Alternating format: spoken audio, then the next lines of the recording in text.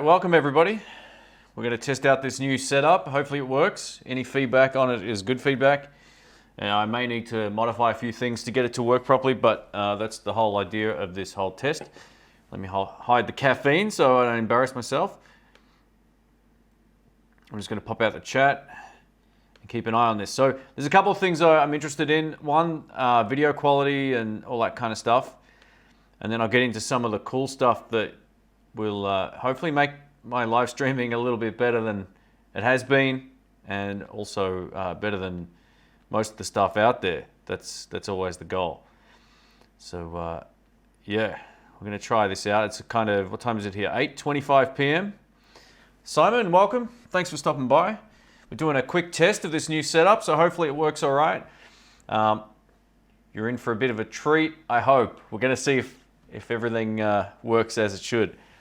Sounds clear and vision's clear. Thank you, Nick.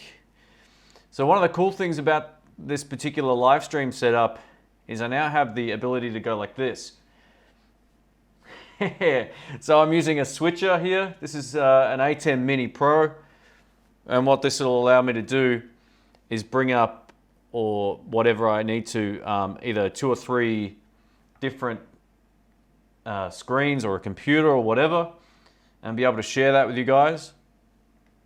And then I can basically just go back to this. Ideally, my monitor, my reference monitor is over here. Next time I do it, it'll be behind the camera, so I can tell that I've got the right camera selected. I can tell just by looking at this, but it's the first time using it. So I just want to make sure this is all looking good. It's a Thug says, hey Shane, if the intonation corrects frequency when a note is fretted, will it not detune the note when the string is played open? Yeah, so there's, you should really be, there's mixed opinions on intonation. I always found the best way for me was to do it harmonic, right? Or fretted on the 12th fret and use that as the intonation gauge, and that should be fine. You shouldn't have any problems with that at all. Just gonna bring the chat up a little bit here. Looking and sounding great. What are we talking about today? So that's from Gregezos, is that how you say it? Welcome. All right, so we're testing out something new. I invested in something. This wasn't free. It was expensive, and I blame Peter Gregg. He has a YouTube channel. I got one of these. I got an ATEM Mini Pro, which is like a, I don't know if this is going to focus actually, because I've got it set to probably manual focus, but here you go. Is that better? Or how about this? Can I do this? No, it's not going to fit. But it's an ATEM Mini Pro. It's a switcher. So when I do the podcast with Rick or whoever else is here, I can set up to 4 cameras or 3 cameras and a computer. And then basically I can mix it on the fly as opposed to doing all the editing later.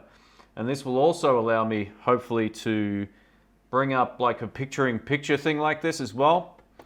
So we're going to see whether or not this actually does the trick. This will be a bit of a quick stream, and then I'll do a proper one coming up without going over what I'm using. But I like to just make sure stuff is working, so I appreciate everybody's help. So that's some of the stuff that we've got going on today, which is pretty cool. Now, if I go back to this, I'm back to the main camera. So this is going to be great. Imagine like now, instead of doing I'll take some questions in a sec. I'll get to them, so don't worry.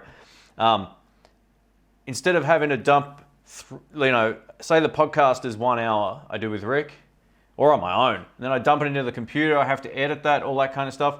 Now, as long as I'm aware of what's going on, I can switch cameras when Rick's talking, switch back when I'm talking, switch to the wide shot as well. So I'm looking forward to testing out all the different things that I'm hoping this will save some time. And when my internet's upgraded, it will actually allow me to stream with it like lossless quality, basically. Right now you're seeing like a pixelated version of how good it looks on the computer over here, but this should hopefully make it good. So anyway, Kevin Oldman says coming soon, Shane's variety show. Thanks, mate. Judd says, looking and sounding great. Thank you, Tampa Blues Man from Tampa, Florida. Tampa's a great town. Welcome. I just got in early, only 26 people. Judd Lofthouse says, I just got the 50s original Stratocaster on your request, love it. Aztec Gold, yeah, the Aztec Gold looks awesome. Well done. You know, I've seen that in a variety, not only online, and I love the look of it. This is why I wanted this, you know, like, I'm gonna show everybody my rationale for this exact thing. Aztec Gold 50s original Strat. All right, so this is all part of my thinking with this. So I'm just gonna double check. All right, so I can share my computer with you guys. And then also pop up the picture-in-picture. So this is cool. I can move it around if it's in the way too. We can move it around on the fly. Yeah, there's the Aztec Gold. This is beautiful, very cool. You know, back in the day, they used to make gold guitars with more gold hardware and all that kind of stuff, which gets a bit over the top. This looks cool. This is how, yeah, I would probably buy this in gold as well if I could. But they don't make it in a lefty. They only make the white, which is pretty much my favorite color anyway. So yeah, we're all good there. So yeah, very, very cool. Let me bring up the chat again. I'm gonna have to work out how to do this. So yeah, you're gonna love that guitar. I have one on. I've had one on order for ages. I'm not obliged to buy it, but I want to see. It's put aside for me whenever it turns up, and then yeah, I think it'll be the Strat that I'll keep forever. That's the goal. 6:30 a.m. here. Just woke up. 3 weeks isolation. Oh man, yeah, it's about that for us too. I don't know how. I'm sort of losing track of time. It feels like it feels like it hasn't been that long, but it has been that long. I really miss working out. I really miss going to the gym and working out anyway. Amongst lots of other things, playing live and all that as well. Guitar OCD says, too many buttons, it worries me. So if you look at this view here, these are the cameras, right? So this is all you really need to worry about. 1, 2, 3, and 4. So that'll allow you to use, this gives you 4 HDMI inputs, and then I can switch between them just by pushing a button. It's nice and simple. And this is just for your audio on the most part here. So I've got this one set to on, which means camera 1, which is this one, always has the audio on. And if I've got more than one person or more than one audio source, I can have it follow the actual switcher, which makes it really cool. It's actually way easier than it looks. You know, when I got this out of the box, I was like, oh, that doesn't look, I thought about it the other way. I was like, hey, it doesn't look like there's that much on here, but there is quite a lot. So that you can tweak within the software as well. The software is really powerful. I haven't had a whole lot of experience with switches before. Let's try this. But yeah, you can do everything with the mouse as well and just click around and you can do fades and wipes and all that kind of thing. You can fiddle with the audio sources. So you can see the camera 2's audio is responding because it's connected, but it's not on. So I can pull this down and just have it muted basically that way.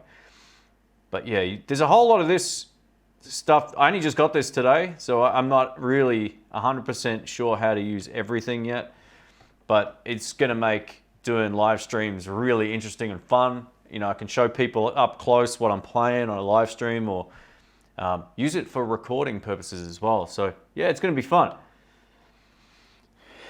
Hey mate, just started watching your videos the last few weeks. What are your thoughts on Fender Play as a learning tool? I'm 43 and it's my 3rd time trying to learn. Work got in the way before. You know what? I'm sure it'll be fine. I haven't used it, but I'm sure if it's Fender have made it, so odds are it's going to be done professionally. So yeah, they asked me to promote that a while back, like a paid sponsorship, but I declined because I hadn't used it.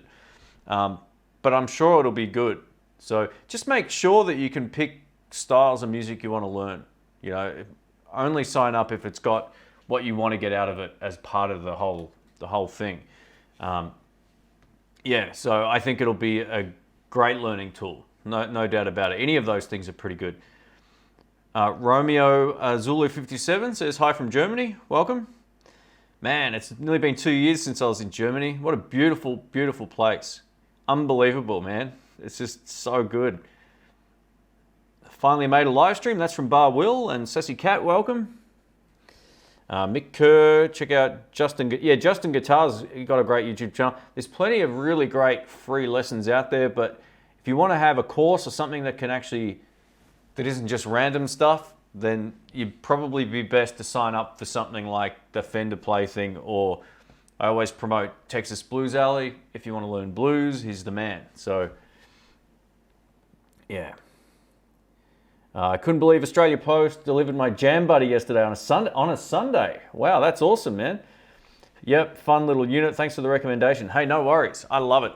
I absolutely love it. I've been using it to death. And it's funny because a while back I got sent an amp that was basically Joyo's entry-level practice amplifier. And you know what? Revisiting it again, it's actually not that bad, but I wasn't impressed because I'd already tested amps like the BT Lite from Nuix and the Nuix, what was the one, the 20 and all those other little amps that they had. They were awesome.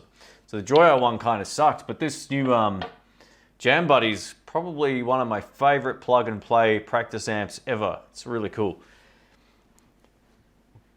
Guitar OCD said your videos are always high quality.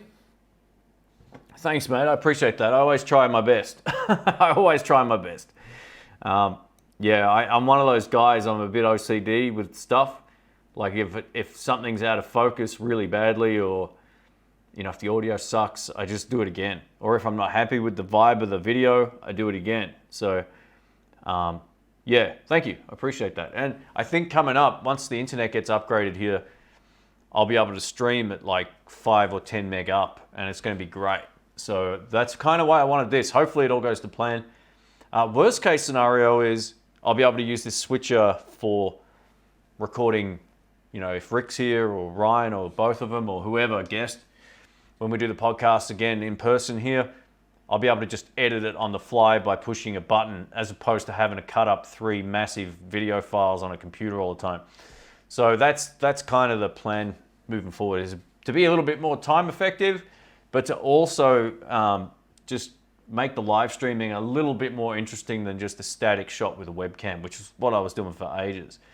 So yeah, this little thing was, yeah, it's just small and compact, and it was about the best thing I could find for what I wanted. I'm not even going to make full advantage of this either, because there's so many things about it that don't meet my requirements, but there's ways you can use it that it just won't get used for what I want it for. But anyway. John says, Fender Play is free at the moment, so give it a go. Very cool. There you go. I might give it a shot. I miss Tampa. Can't wait to get back. Tampa's a great city, man. I love it.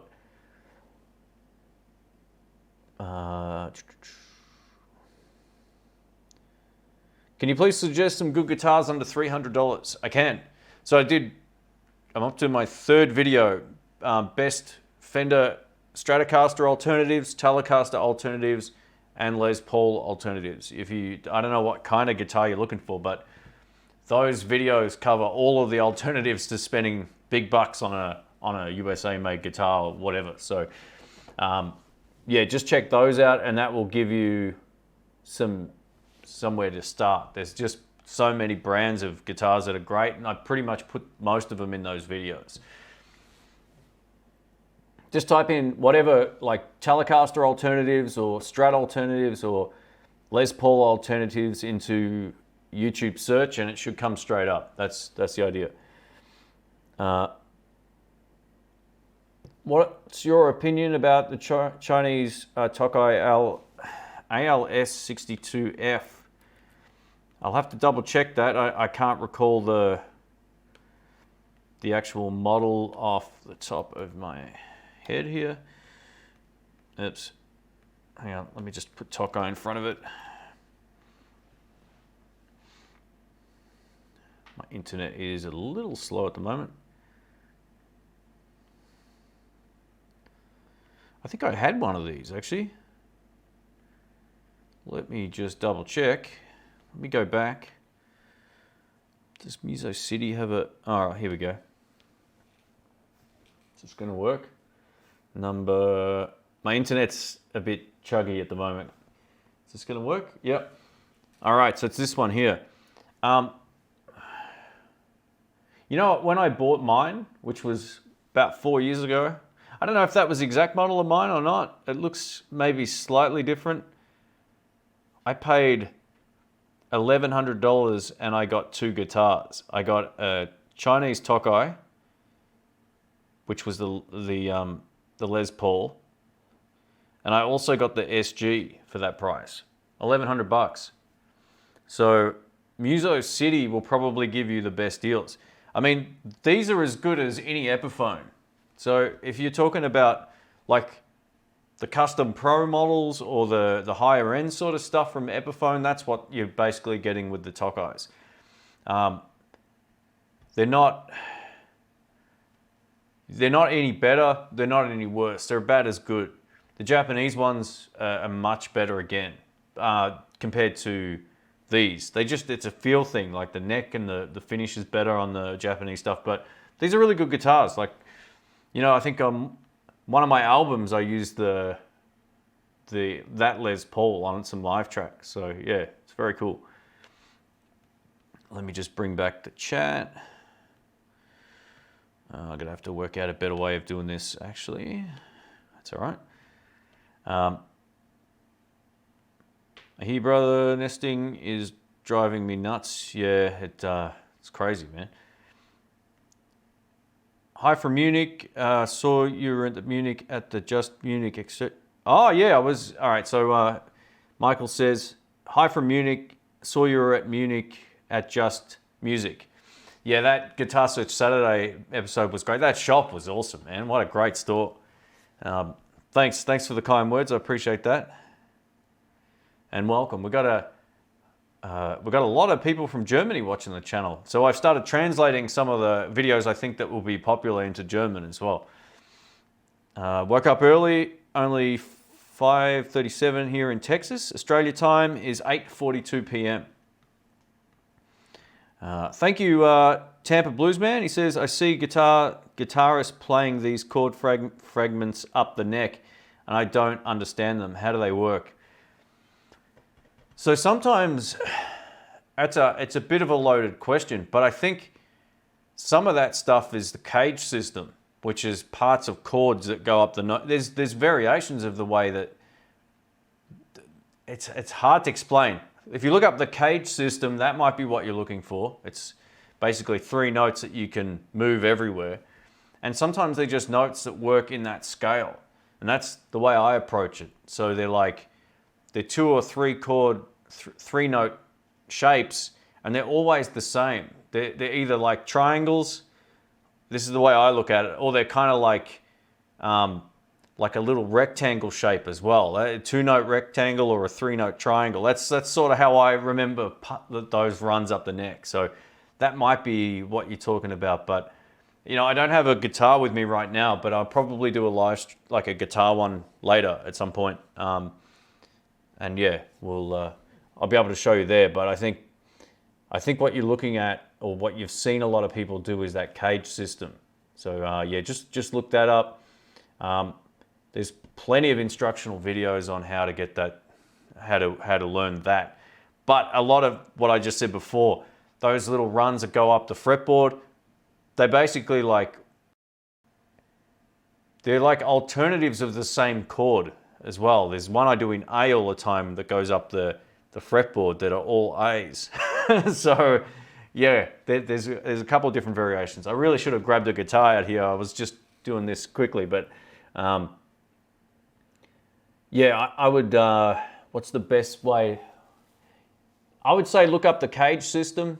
Just type that in, cage system guitar, into the search, and that will give you a starting point. If that's not what you're looking for, then learn some, there's a couple of really great country lessons where you can take an A chord and move it all the way up the neck. And you'll find that it's a repeating shape everywhere that you play it. It's really cool, it's really cool. Oh, there we go. So Krena says, I think what you're referring to, oh, that's maybe to someone else there. Three forms of diminished chords you can slide down the neck. Really cool stuff. Well, there you go. There's another approach to it as well. So if you're just thinking about it really simply, you can get away with most chords, especially minors, just playing two notes. So a two-note minor, hang on, just bear with me. I'll show you this. This will really help you out as well. Oop. Hang on a sec.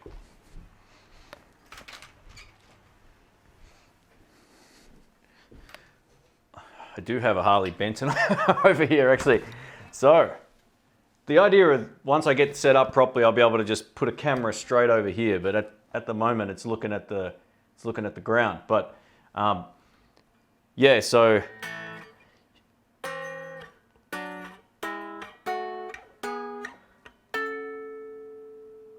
that's basically just two notes, and then so I look at that like a wide 2-fret thing, and then well, it's still, the gap is 2 frets, and then 1 fret gap.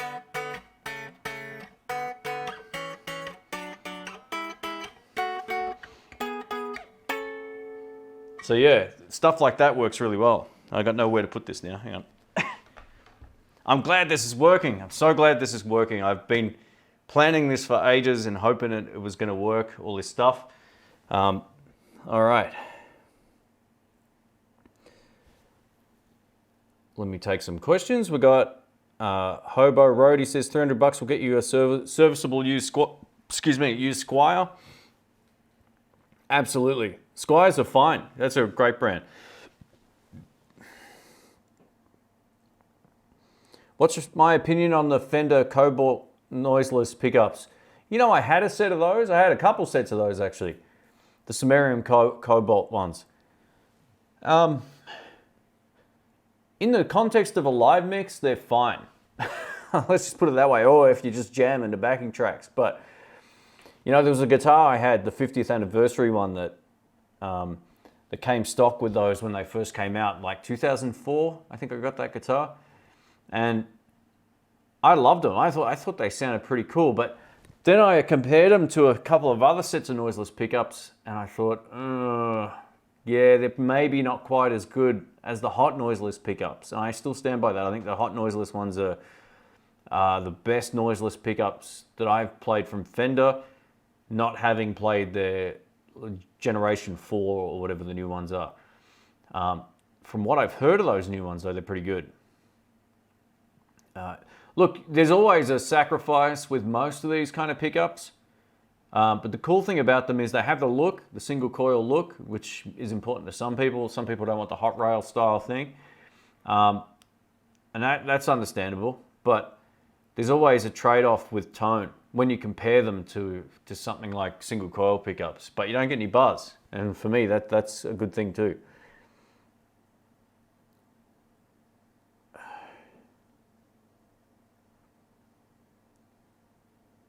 That was that one. We've got Eriot, sorry, from Eriot? I don't know how to pronounce that name. From Pittsburgh, welcome.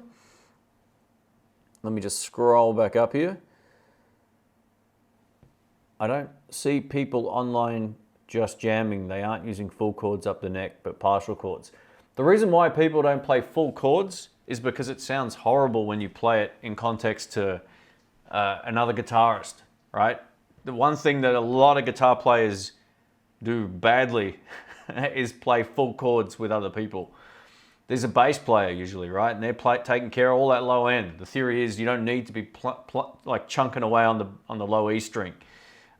So I know what you're talking about now. So say for example, you're talking about a D minor, right? You can just get away with just a couple of notes. You don't really have to play the full thing, or even an A minor, right? Like that. You can get away with just the bottom couple of notes. So you can do that as well. You don't have to play the whole chord. You can play 2 notes in the chord.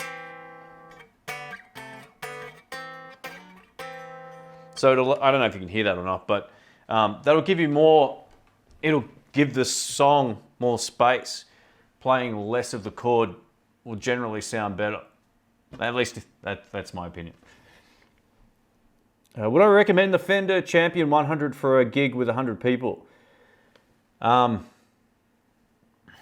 why they call it the Champion 100. Look, that's a tough question because I don't know how big the room is. They're pretty loud, but I'm tipping you'll still want to mic it up. If you've got a PA system, get the amp up to 4 or 5 or loud enough that you can hear it over the drums and put a mic in front of it. That's still probably what you're going to have to do with that amp.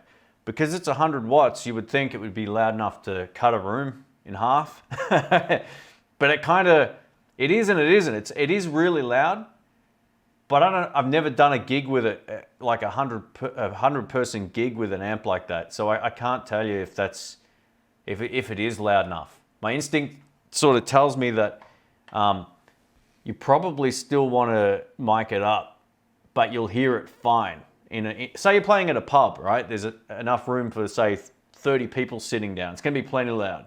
But 100 is a much bigger room, so I don't know. What's my view on the Roland Blues Cube Hot? I've come back to guitar last year after a long break.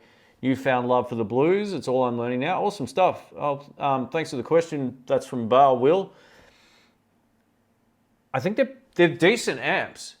They're expensive new, which is my only criticism of them. I think Roland make great stuff and they're bulletproof. They'll last forever. If it was me and I had, they're like $1,100 in Australia or $1,000 or something, which is a lot for a 30 watt transistor amplifier. I would take that $1,000 and I would spend $200 on a used PV Bandit and a red stripe one or even a more modern one and take the 800 and put it into something else. Because I think they're great. They sound good. They're basically a Blues Junior without the valves. So if that's what you're looking for, you'll get a pretty great amp out of it. But I just find them a little too expensive for what you do get. Tone-wise though, they're great. I actually had a chance to review one, and I think I did a review against the Blues Junior, and it was really, really good.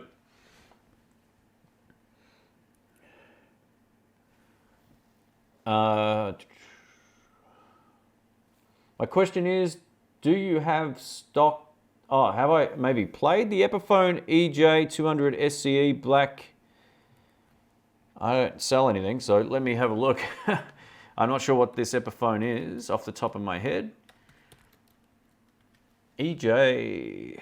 Oh, do I still? Oh, okay. So I know what you're asking. I did buy an acoustic guitar, the Epiphone Jumbo with the mustache, which was a pretty cool guitar. I don't have it anymore. I bought it for a project to record parts for a J.J. Cale tribute album, which I still need to just finish. I got to mix that, and that's the last stage of it, and I've been lazy. It's a cool guitar. It sounded great plugged in.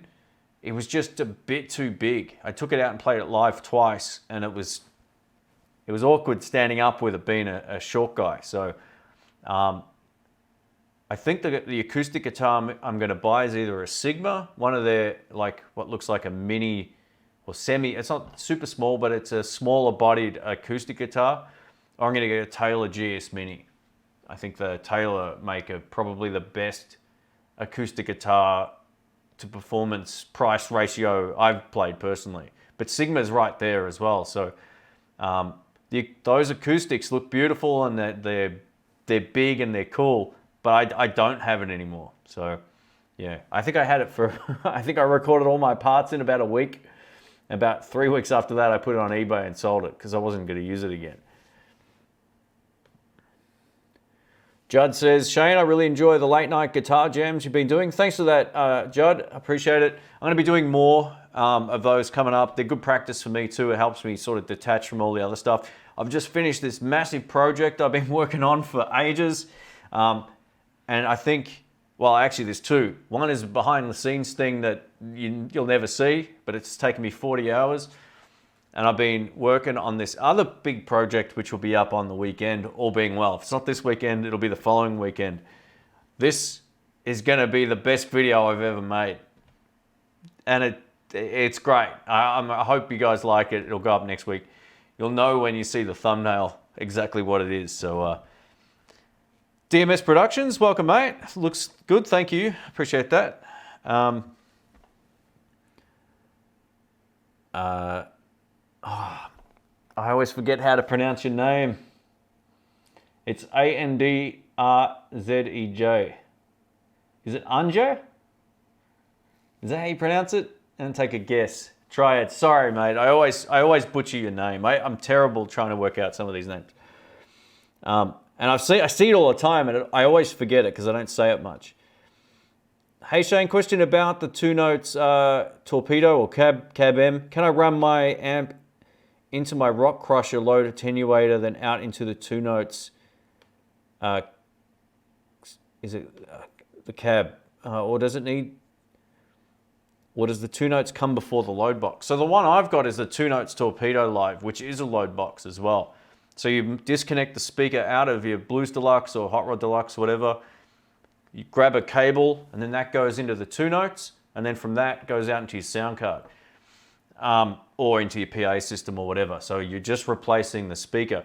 I think the cab box you're talking about, that little one, requires, I think, there's a couple, right? There's one that you don't even need an amp for. You just plug straight into it, or it goes after your effects, and that gives you that amp sim sound, which I haven't used. So you need to make sure whatever one you're going to buy is its own load box, and if it is, then you won't need any other, like, any type of load box as well. But you got to make sure they're the same. So your amp is an 8 ohm Blues Deluxe or whatever, or Marshall, or you've got 8 or 16 ohm out, make sure the load box is rated at the same. Otherwise you can sort of wear out the tubes a little faster or cause damage to something. Sorry, I haven't answered your question properly, but I don't know what the Cab M is. I've seen a few of their other products, but I haven't used them all. So yeah, the 2 notes torpedo for me has been awesome, and it's gotten better. Krenner says, talking about small body acoustics, try the higher end Harley Benton acoustics. I think they're amazing. Yeah, that's interesting. I've never really looked at them. So maybe I should. Maybe I should give them a look.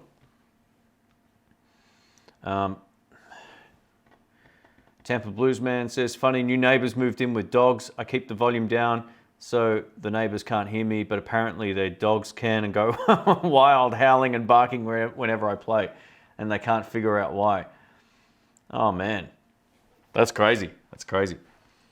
Krenner says, come on guys, hit the like button. Thanks for that, mate.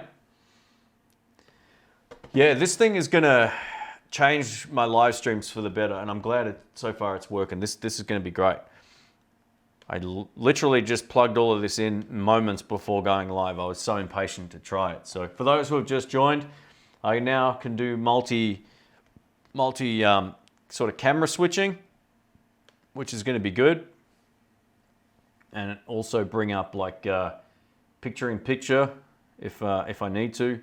So this might make for some fun stuff on live streams. Hopefully, I don't know yet. We'll see. I'm gonna watch it back and see if it actually works properly, or if it's all grainy and weird.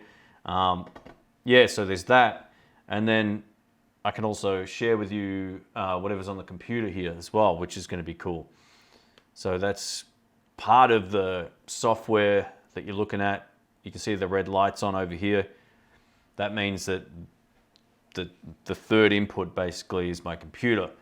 So I'm tipping, when it comes time to do like Q&As and I'm organized, I'll be able to not only share information with people on screen, but you can see what I'm looking at, which will be pretty cool. So yeah, hopefully this all works. And we're back. If you can see me looking over here too, I've got my monitor over there. All right. There's a lot of hype for these units at the moment, these ATEMs. And yeah, I've been really interested in getting something like this to make life easier than having to edit all the time. Like I'll still be editing my videos, but just for those really long form contents like the podcasts and the live streams, at least I can change camera views easily. That's going to be fun. All right, let me bring up the chat. But Dara, welcome, mate. Get the GS Mini. It's an amazing guitar.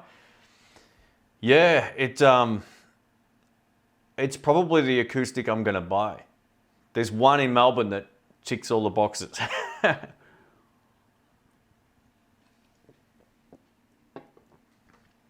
Yeah, they're great sounding acoustics that are small. I don't really want a full-size acoustic. A couple of reasons. If you're plugged into the PA system, it makes no difference. And they sound big. And they've also got these sort of like, I don't know what you call it exactly, but on the back of the body, if you flip the guitar over so it's strings facing you down, the back of the body on the acoustic is slightly bulged at the back. It looks kind of like it's pregnant or something, right? Like, and it helps with this low-end definition. It's really cool. Let me just scroll back up here. Polish names can be tricky. Anjay, there you go. Thank you. Was that close before? Thoughts on the Super amps? I was looking into the Blackmagic Reverb. Has a master volume trem with reverb. Love my Princeton, but the master volume is a must for me. So you know what? I haven't tried the amp you're asking about, but I've tried some of them and they're great. Like some of my favorite amps of all time that I never owned, the Super Royal Reverb and the Rhythm Master. My only big complaint with those are the weight and the price. They're like really expensive here, and they're really, really heavy. Like they're way too heavy. So it's a deal breaker for me. I think the 2x10 amp was heavier than my Super Reverb. So it was an instant no thanks. Yeah, so I don't know if that amp's heavier or not, but just double check the weight is manageable, because some of them are brutal. If you're buying online, you haven't checked the weight, that would be my first thing. But tone-wise, they're awesome. They're great amps. Anybody here have a Fender Acoustic 100, thinking about picking one up for home recording and maybe some traditional sessions, small venues, etc., with and without a PA? I haven't really tried a whole lot of the Fender acoustic stuff either. Only a few. They're pretty solid instruments from what I remember. I played one, I think when I was in Sweden one year. They had one there, and they got one at a local Melbourne shop as well. They're okay. I think the thing that's always been a deal breaker for me with the lefties that I've seen, they're always like high gloss red or high gloss blue. I'm not interested in an acoustic guitar that looks like it's painted like an electric, but they make some cool guitars out there. You know, one of my friends swears by Yamaha acoustic guitars. He's like, best value for money in his mind are those. But so keep your options open, and you know, Takamine is another really great brand as well. Michael says, hey Shane, thinking of getting that artist tweed tone for home use only. How's the reliability of your one been? It's been awesome. It's great. Two of my best friends now have them as well, so they're popping up all over the place. And I've run mine hard. I've taken it out and played it live 20 or 30 times. I've had other people play through it. I've used it at home on videos. Having that master volume is great. You know, it's a valve amp, so you can have issues with any valve amp, but you buy it new, you're going to get a warranty with it as well. So it's funny because the first one that turned up had a busted valve, not a busted valve, a busted, what are those things called? The fuse. The fuse was gone on it. So yeah, I didn't know what, it didn't turn on, and I was like, what's wrong with this thing? So I sent it back and there was a fuse. So yeah, other than that, it's been fine. So it's one of the most playable small amps I've ever had, easily. Christos says, hi Shane, best value for money 5-watt amp for practice at home. I would get the Bugera V5 Infinium. That's coming from someone who's owned one. I sold it before I moved. I had a lot of stuff. But I feel like that's the best practice amp, because you can also switch the volume down and make it less loud, like 1 watt as well, or less. Really cool amp, really cool amp. Portable TV studio, that's the idea. That's the idea. This thing is going to make life a lot easier. And when the internet gets better, I can stream without having a computer do the rendering and all that kind of stuff. So right now, this thing's going into, like, out of, which one is it? out of one of these, I think it's this one, it's going to the like a capture card thing that's going through my computer, through Open Broadcaster software, then up to the net. But I don't necessarily need to do that. This thing can work without the computer at all via the Ethernet, but I haven't been able to get that sorted out yet because I've just plugged it in. So I'm running it in probably the least efficient way possible, but it still works.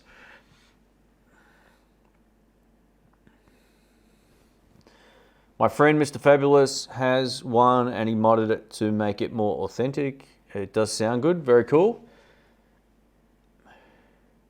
If you had to choose, oh man, I've answered this question so many times. If I had to choose which one guitar, amp and pedal would you take to a desert island and why? The amp would be the Marshall DSL 40 because it's got all the overdrive tones I need.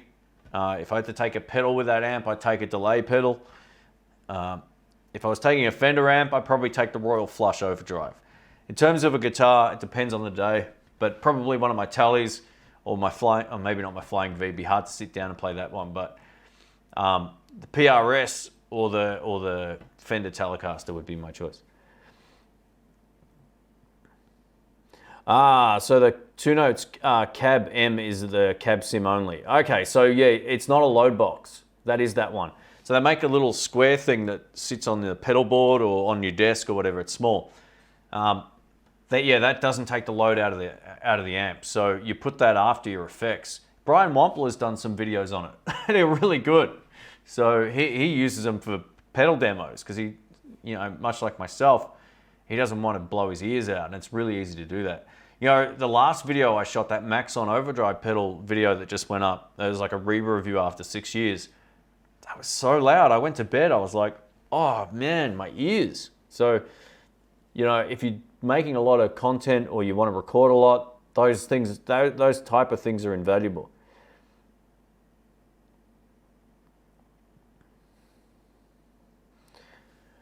Simon asks, oh, hang on, sorry, let me just scroll back up. Chord has been around for 40 years or so. Chord made great guitars as well. I absolutely, one of the brands I always say to check out to people if they want to buy an inexpensive acoustic is Chord. It just totally slipped my mind. So good stuff. And their electrics are great too. Fender acoustics are good, but way too overpriced. It's mostly the brand name, but cheaper Yamaha sound way better. There you go. That's exactly what I said before. So yeah, my friend's a massive fan of Yamaha guitars. And every time we go to the music shop, right, there's like Taylor's and Matins, which is an Australian brand, and the Cole Clarks and all kinds of different brands. He always plays the Yamahas. He goes, oh, these are so good, you should get one. There's never a lefty, but yeah. Simon says, hi Shane, when you are demoing kit, how much post-production do you need to do to replicate what you were hearing in the room? I don't do any post-production. Other than I should say, excuse me, in the intro tracks when I'm playing, I pan them left and right. That's technically post-production, but I'm not editing the audio. That's one thing I don't do. I've done it on a couple of videos because I stuffed up or I needed to bring something up in the mix. But a couple of videos out of 2,500 isn't many. So yeah, I try to never do that. I try to get it right. I try to mic up the amps in a way that sounds great. And the more that I've done it, the better I get at it. Because I record all of my own backing tracks. We've got real drums, real bass. I try to I don't overproduce the tracks either. So those tracks are pretty much, I've adjusted the levels and panned them off on the drums and all that kind of stuff. But what I add to it is pretty much, it sounds like it fits because none of it's been over-processed. None of it's been processed. I do a little bit of that on the bass guitar track just because it needs some compression, but it's all about getting a good tone in the room. If you can get a good tone in the room, that's what you'll record. If you stand in a room and you hate the sound of the amp, it's going to sound worse on the recording. So yeah, if you want a true room sound, you might want to run a room mic. But then you're at the mercy of weird reflections and you'll find that you may actually experience a lot of extra low-end bass rumble and buzz from like a cabinet you might have in the room or some kind of table There's all these sounds you didn't know existed when you do a room sound. An easier way to get around it, if you want to just do it on the cheap or whatever, get a Zoom recorder. You know, those portable H1s? Have it a foot back from the amplifier and record like that. That'll give you some really great tones too. It won't give you as great a tone as like dual mics or a single mic on the amp, but it'll give you a very accurate sound of what you'd hear if you were sitting there. I always feel like close miking amps isn't almost as great as hearing an amp in a room, because it's a different experience. It's like putting your ear on the speaker versus how's it sound in the room. Two different things. Same with the microphone placement. So I try to get a blend of mics now to give it a bit more of everything. That's how I look at it. But all I do then is just blend the mics. So if you hear a left rhythm track, I've got those two mics if I'm using two mics, and I've got them both panned to one side, and then I've balanced them to where I think sounds good. And then I do the same on the right track, same on the solo track. And that's exactly what I did on many videos. Yeah, so there you go.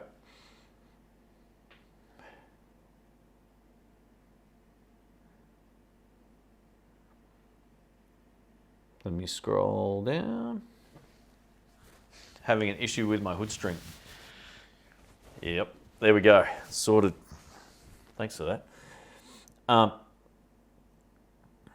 Ever tried the Zoom G3, the old models? No, I haven't tried the G3. I've tried, well, I still own the H1.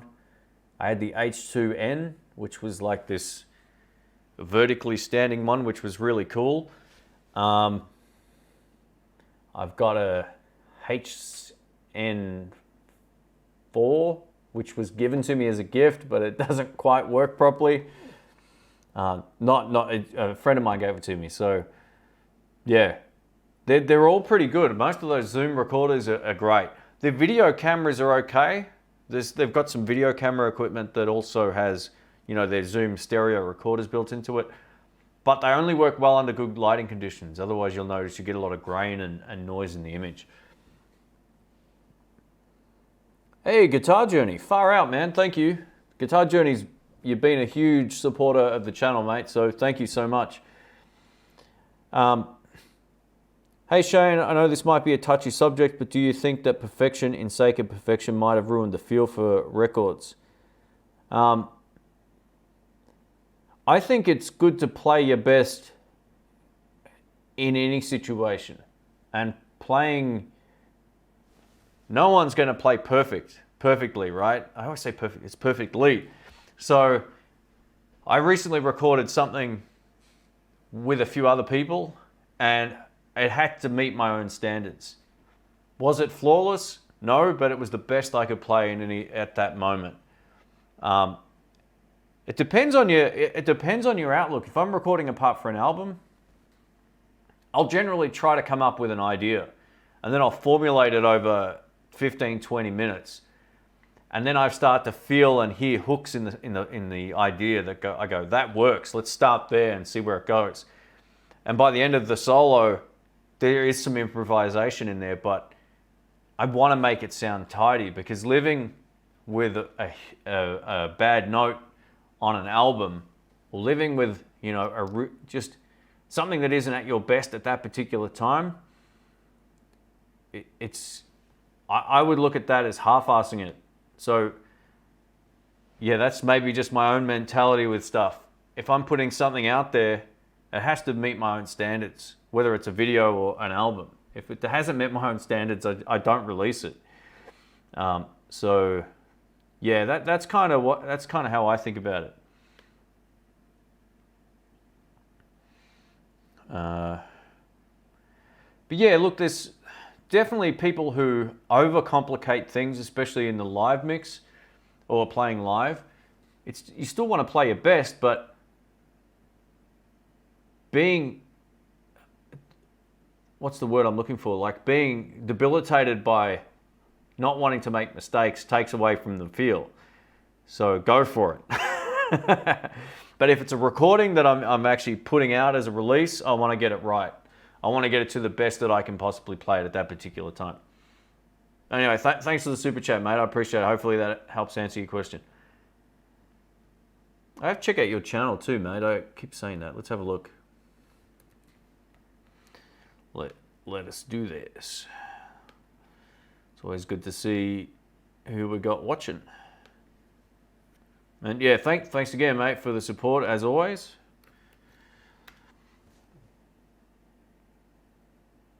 Have we got a channel? Do you have a channel? Guitar Journey channel. Come on, computer. Come on, internet. Oh, it's taking forever to search. Sorry, my uploading is killing my downloading. That's the way that works. Yeah, it's been a bit crap right now. But let me know if you got a channel, mate. I'd be interested in finding out, or a band or whatever. Let me just pop out the chat again. Yeah, I can't browse well while I'm streaming, unfortunately. You fixed the hood string and I missed it. I did. Thank you for the heads up. You love the Grunge Master. I went to the artist showroom to try a pedal. I didn't like the pedal, but I took the Grunge Master home that I was using to try the pedal. So there you go. Yeah, the Grunge Masters are great. What's the deal with... Oh, hang on. I'll come back to that. It's a good question. Oh, Doug J, thank you so much, mate. Jeez, far out, man. 20 pounds. That's like 3,000 Australian dollars. Thank you, mate. I appreciate it. Thanks for all the support. Wow. If you got any questions, Doug, just add in the blues me and I'll keep an eye on the chat here. Thank you so much. Someone asked me what's my deal with me and Stratocasters. I don't know, it's sort of like a love-hate thing with them. I played them exclusively for a long time, or mostly exclusively, and I always had complaints about the ones I owned for one reason or another. Some looked beautiful, but they didn't sound great. Some played great, but didn't sound that good, or some sounded great, and they didn't feel that good to play. Probably the best one that I've had isn't the most expensive one. Tone-wise, it was the last one that I had, which was that white Fender Made in Mexico one. It was really great sounding guitar. But the neck was too thin. It's to the point where it almost feels like it hurts me in here after a while, so I want a fatter neck. The next Strat I buy is the one I'm going to keep. If it all goes to plan, the original 50 series one, that'll be the one Strat I have forever, or well, at least for a long time. Yeah, they're beautiful. And I don't need a custom shop one. I've tried custom shop Strats. I don't like them as much as the original 50s one. The 60s one I've tried, but I don't like that one as for my hand shape and what I like as much as the 50s one either. I think the 50s one looks better as well.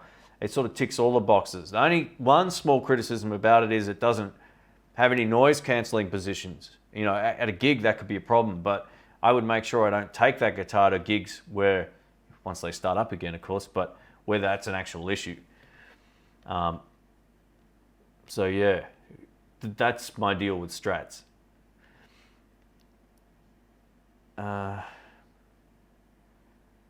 Post-production to make it sound perfect. Yeah, post-production is... is that what the question was from Guitar Journey?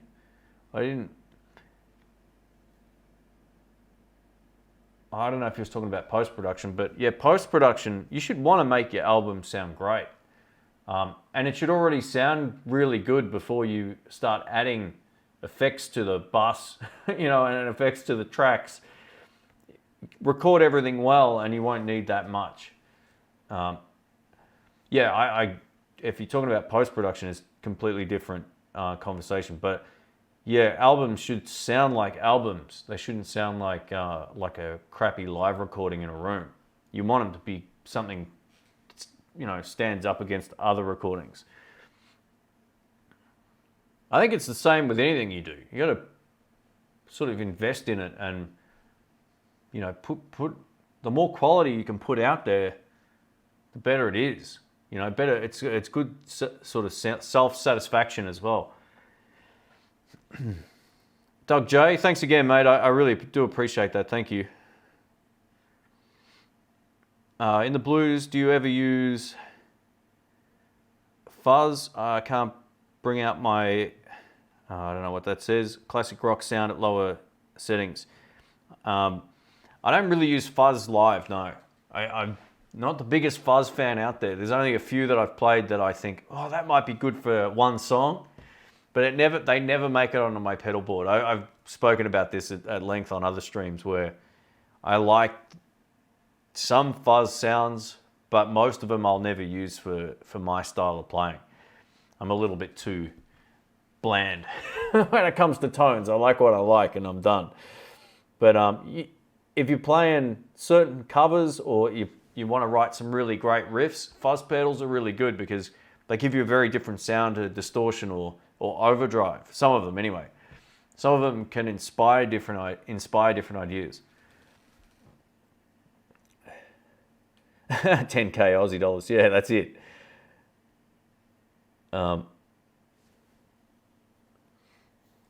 Really enjoyed my reviews of the Fender Champion 100. What would you prefer to own if you could have only one, a Boss Katana 100 or the Champion 100, or between them two?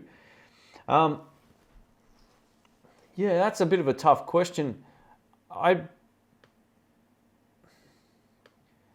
If I'm going to be using them at home, I'd probably take the Katana. It might surprise a lot of people, but you can switch that down and use it at home volume, bedroom volumes or whatever. So that would be the most, probably the easiest all-round amp to have. If I was going to be playing live, I'd take the Champion 100. 212s, you can get a 212 Katana too, I guess. But I know that Fender Clean is going to give me a closer approximation to the sound that I like with pedals. I've found both of them are next to useless on the distortion channel, especially in a live situation, unless you're mic'd up, or not really. They can work in a live situation. I know Dave Simpson uses some of them as well, but if he was in a situation where he was playing with a drummer and a bass player really loudly, I feel like Katanas are a bit of a laser beam. They're like everyone that's standing right in front of the amp, no matter where the amp's pointed, are going to get the blizzard of nails. Like it's going to be loud, but it doesn't fill a room. And I think the Champion would be my choice if I was given a choice between either for live playing. But for home playing, Katana.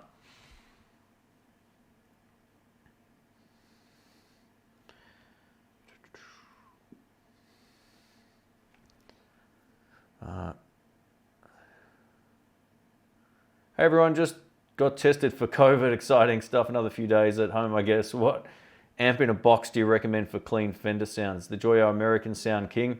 Yeah, that is still, that's from Raphael. That's, hope you're feeling all right, man. They're still arguably the best of what they do. I actually bought one called the Moon American Sound, which is exactly the same thing. Harley Benton make a clone of a Joyo, which is a clone of a Tech 21 Blonde. If you can afford it, buy the Tech 21 Blonde. If you can't, get the Joyo, the Moon, or the Harley Benton American Sound. They're all the same. Yeah, in my opinion, I mean, people can answer in the comments here as well. I feel like that's still one of the best pedals out there. Now, I have a Kemper, right? But I'm never taking the Kemper to another gig because the American Sound just makes it that much easier. Am I still using the Tone Master? I love the Tone Master. Absolutely. It's over here. Yeah, it's a beast, man. I took that out and played it live a lot when I first got it. After I had my knee surgery, that was the only amp I could get around. And every time I used it, I was like, why am I even going to bring any of my other amps? Like, it really is, it's a great amplifier. Yeah, so absolutely. I have no plans on getting rid of that. I think if they ever make like a Super Reverb Tone Master or something like that, I'd probably just buy it. So yeah, I think it's really great.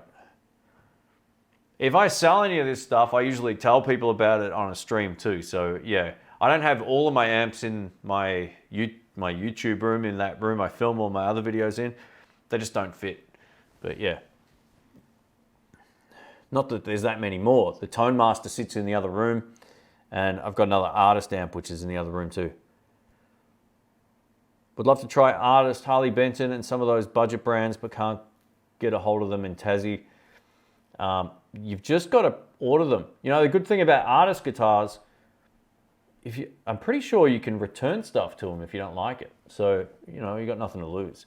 Problem with Harley Bentons is to get it back to them will cost more than the item because we get robbed on shipping anywhere else. So, yeah.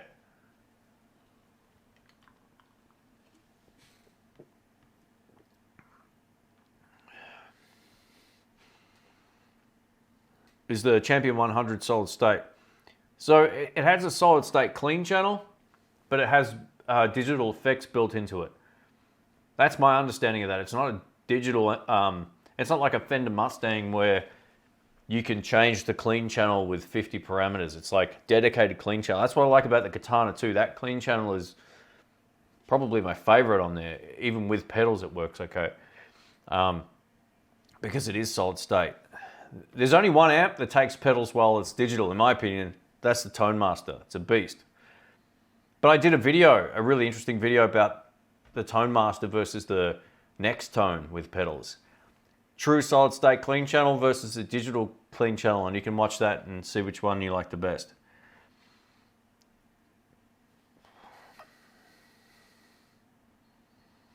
I know a few Katana players, they always pull a good sound out of them. Yeah, they sound fine, right? But what I'm saying is, I've used them live and I've also heard them in a room many, many times.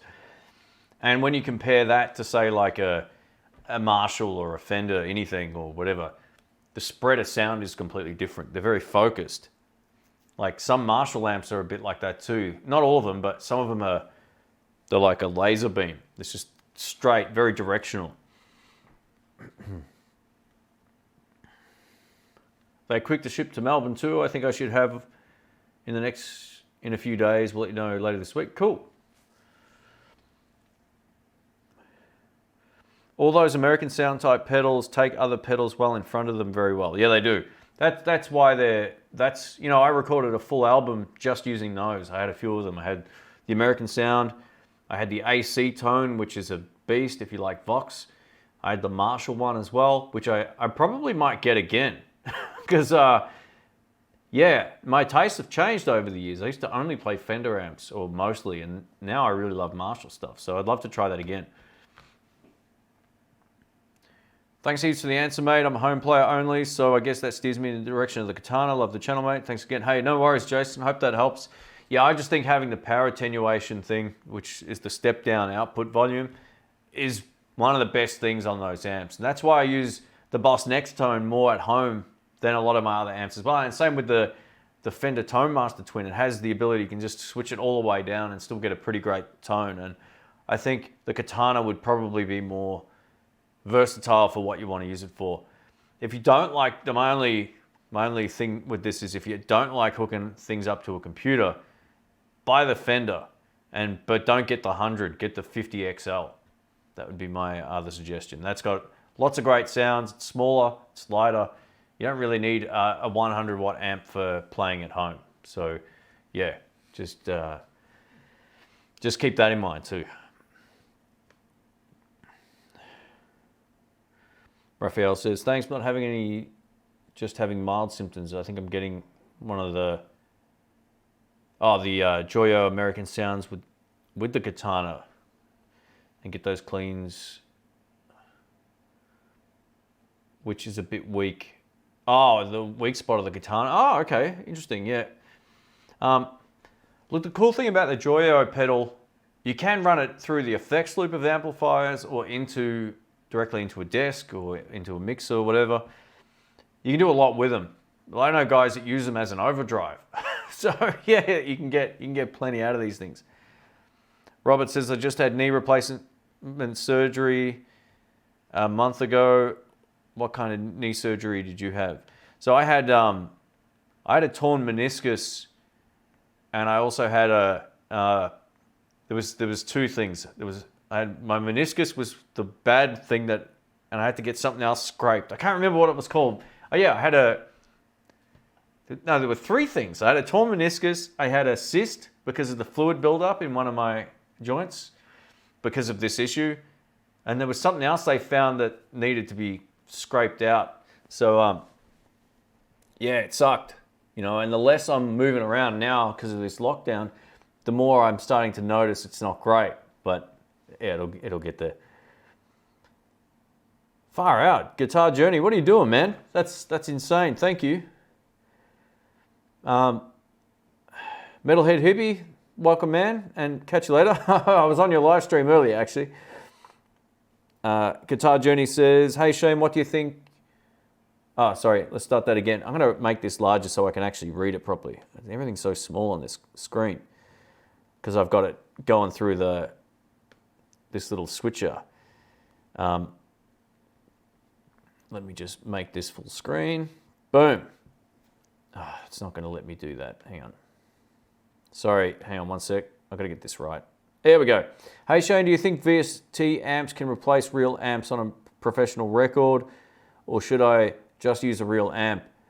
I'm shy about posting things online, but planning on posting sometimes on YouTube or something on YouTube, but I'm not rushing it. Look, the short answer is eventually it will replace the need for, I mean, the Kemper's already replaced the need for real amps in the room, right? You are referencing a real amp, but you're recording through something that's a digital representation. Steve from Boston, a mate of mine, he uses TH3, I think it's called. He pulls great tones, just absolutely great tones. Last time I was with him, we had headphones on and we were jamming and it sounded unbelievably good. Like it was unreal. Like if you didn't know it was software, or someone listening to that didn't know it was software, they'd have no idea, right? The thing about it is, it's perfect, right? It's almost too perfect in some ways. The one thing a lot of these VST things have trouble with, and any digital representation, is a true, full, fat, clean tone.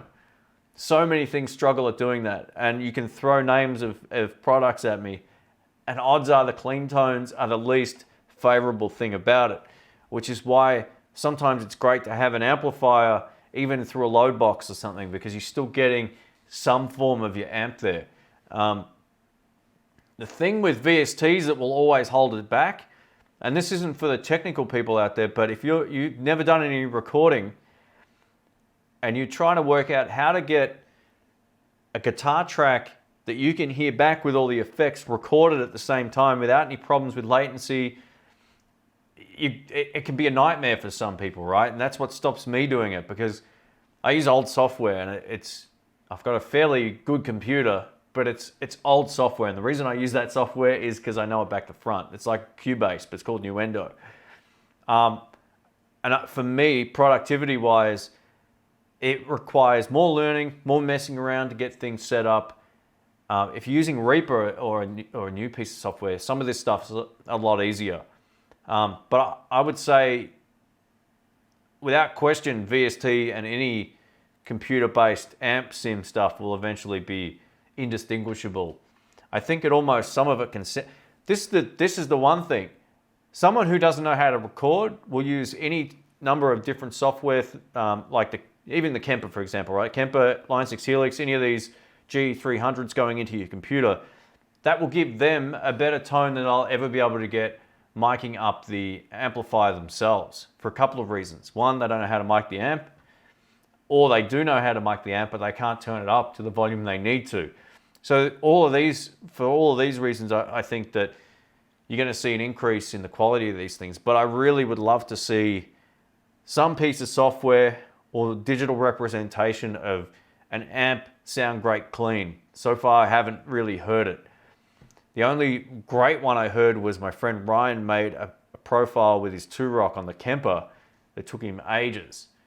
And that was the best clean tone I've ever heard on something that wasn't an amplifier, but it was referenced off an amp. Yeah, if anyone has anything else to add to that, feel free, but that's kind of how I feel about it. And thank you again for all the support, mate. I don't know what to say. Thank you. It's crazy. BV Ninja, welcome. Sorry, I didn't say hi before. I'm a little slow here with the chat, and then all of a sudden it goes and it slides up, and then I miss like 3/4 of the comments. Watch the Rick Beato video on quantizing drums removes the feel from music. Yeah, I totally agree. if you're going to get into the point where you're, yeah, the problem is, right, there's a few problems with the studio stuff. It's what's become the norm, right? Whatever's normal dictates what most people do.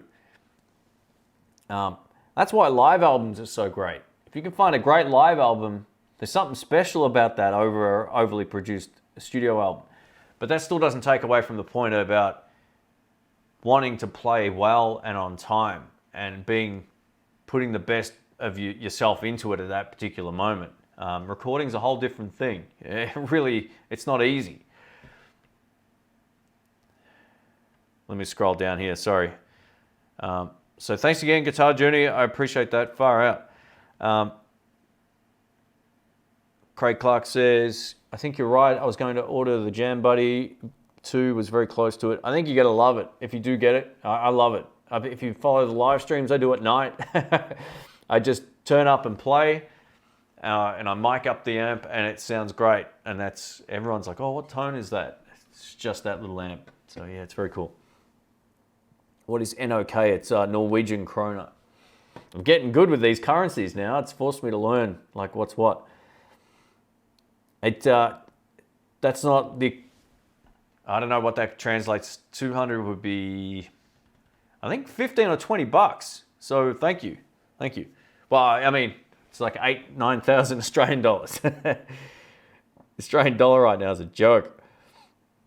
THU by Overload. I always think it's TH3. Sorry, yeah, okay, THU, there you go.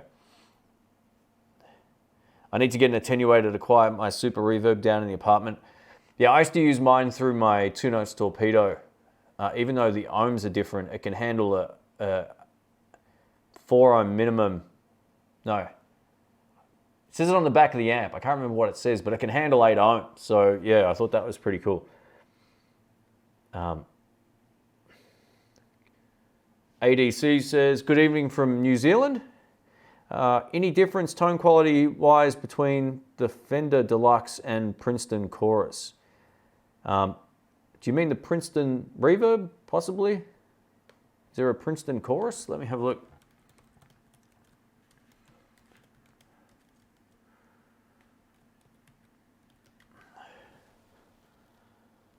Princeton Chorus, okay. It says solid state amp from the 80s. Interesting. Let me bring this up. If my internet's going to allow it, it's always the way. All right. So, is this working? No. Is that working? All right, I hit the wrong button. There we go. Princeton Chorus series since the 80s, solid state amps with ample power and very well-rounded speakers. You know what? I haven't actually tried one of these before. There's no photo. Oh, there's the photo there. This looks a lot like an amp I reviewed called the Fender Deluxe Plus 112, which are great. Yeah, look, there's going to be... The old solid state amps from Fender are very, very good. It's almost like solid state amps progressively got worse as time went on, as opposed to getting better. So any brand, put any brand in that conversation, maybe with the exception of Quilter. I think most solid state amps were great in the 80s. They made them high quality speakers.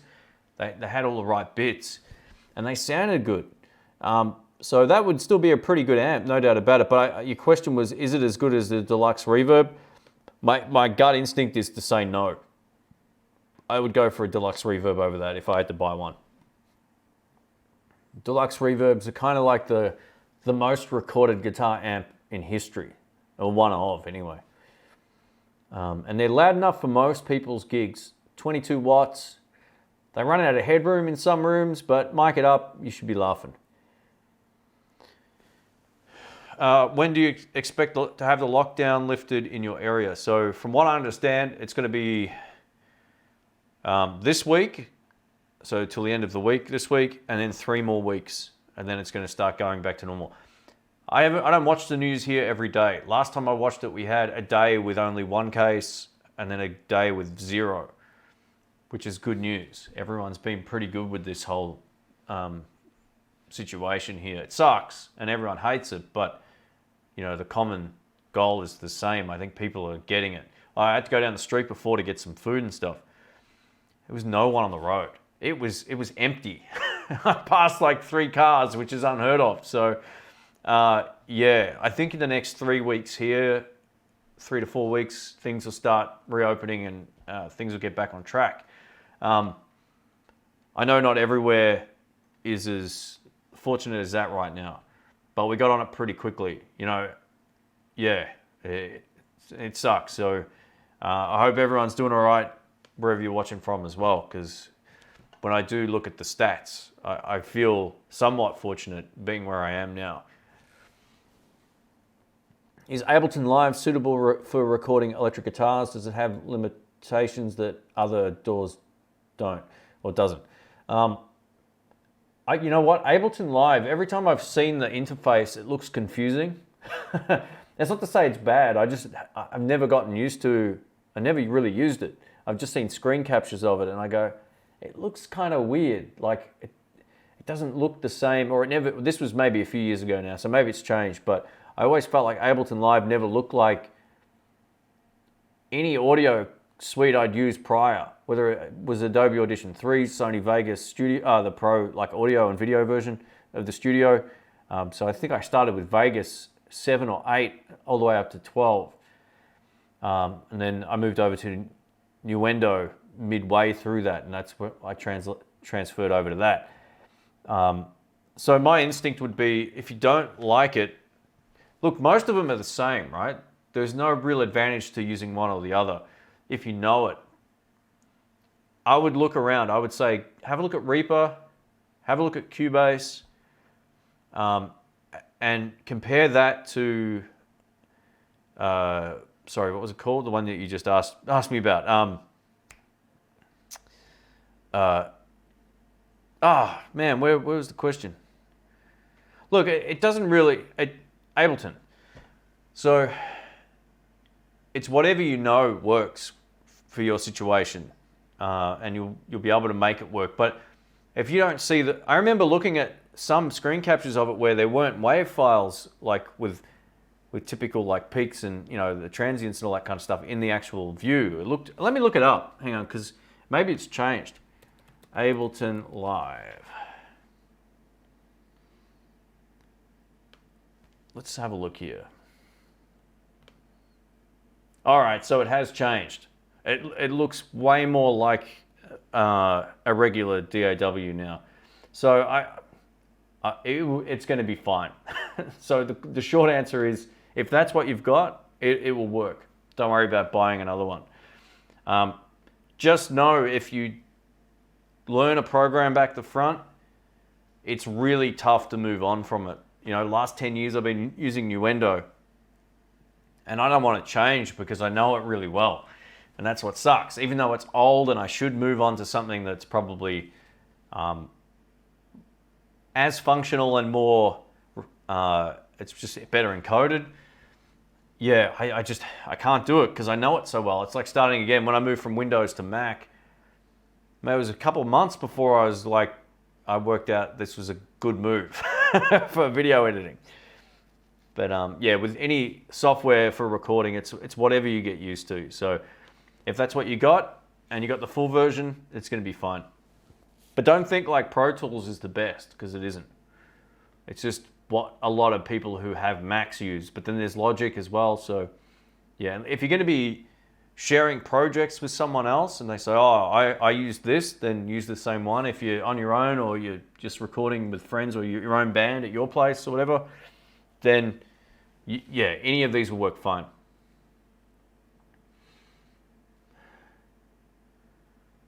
What about the Fender Hot Rod Deluxe 4? Great amplifiers. Unreal. Yeah, awesome amp. You know, I got a Blues Deluxe still. That was the second one that I purchased. I got rid of one and went, I'm an idiot, bought another one. Yeah, all those 40 watt combos are by far the best gigging. You know, any 40 watt valve amp is great for gigs. It's always got enough headroom. It's unreal. I dug out my Fender Deluxe Plus 112. It's so effing loud. It is, man. It's brutal. I played with one of those in San Francisco, and I could not believe how great the tones were. I had my Royal Flush, and back then I had the Wampler faux tape Echo with me, and it was epic. The tones were, and I was playing a $199 guitar. It was a an Epiphone Les Paul Special 2. What a tone. Solid state amp. Yeah, I always rave about Chris Kane, one of my favorite players. There's a great video of him playing someone else's gear. He's playing an Epiphone Les Paul through a Hot Rod Deluxe with no pedals, and he's cooking. So yeah, it is what it is. Let me bring this chat back.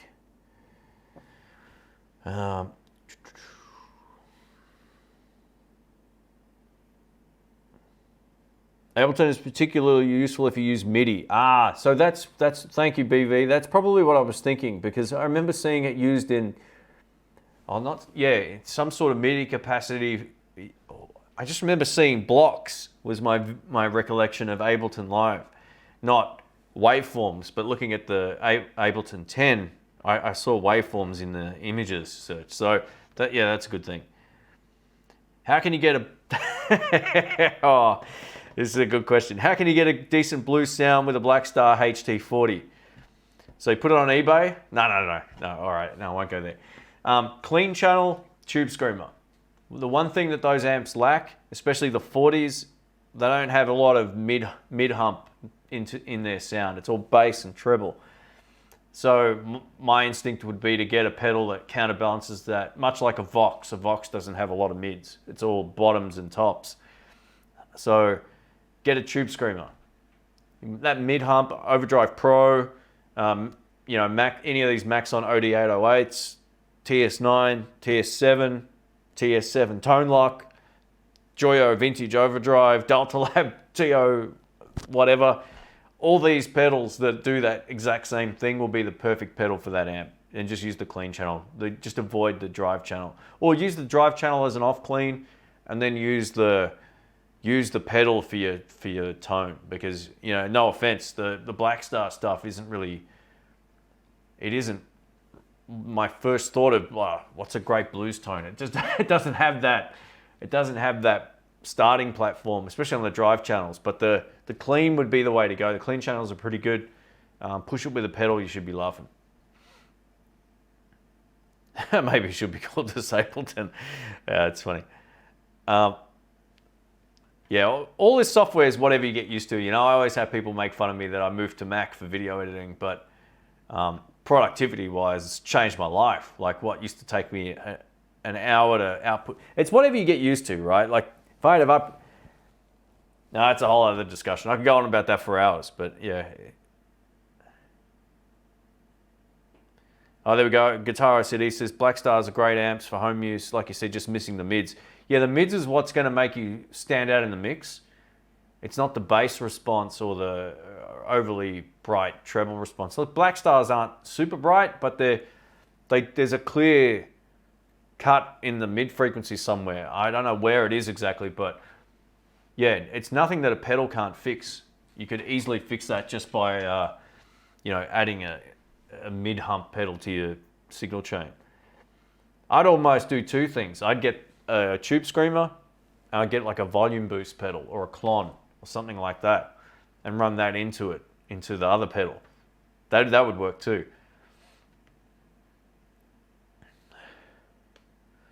I haven't jumped into a DAW setup yet, but I run Linux and have done for 2 years now. I don't need Windows anymore. That's great. Slash Bobby, I'm a huge Linux nerd. I've used them all over the years. I used to set up gaming servers on Linux, and I actually did a full video on how to set up a DAW on Linux for free as well. You can just type how to set up a DAW in Linux in YouTube and it'll come straight up. It's fine. Yeah, I'm coming to the end of my Windows experience as well. I feel like, I'm so used to the Mac operating system. I spend most of the day on there now. I'm a qualified Windows specialist, Microsoft specialist. That I just prefer the look and feel of it now. Like it's reliable and it works. Look, Windows 10 is not bad, but I hate a lot of its interface now. I just find it frustrating. And so I'm probably, when I'm done with a few more of those projects on that other computer, it's getting turned into a Linux box. I'm going to keep one Windows computer over here for my streaming software, because it seems to work really, OBS seems to work better with Windows than it does because of drivers with the hardware that I've got than anything else. So that'll stay. But my computer that I record all my audio in for my videos, that's a Windows machine. When I finish this other album, whenever that day comes in the next 20 years, I'll move over to Linux on that. But yeah, I agree, it's great.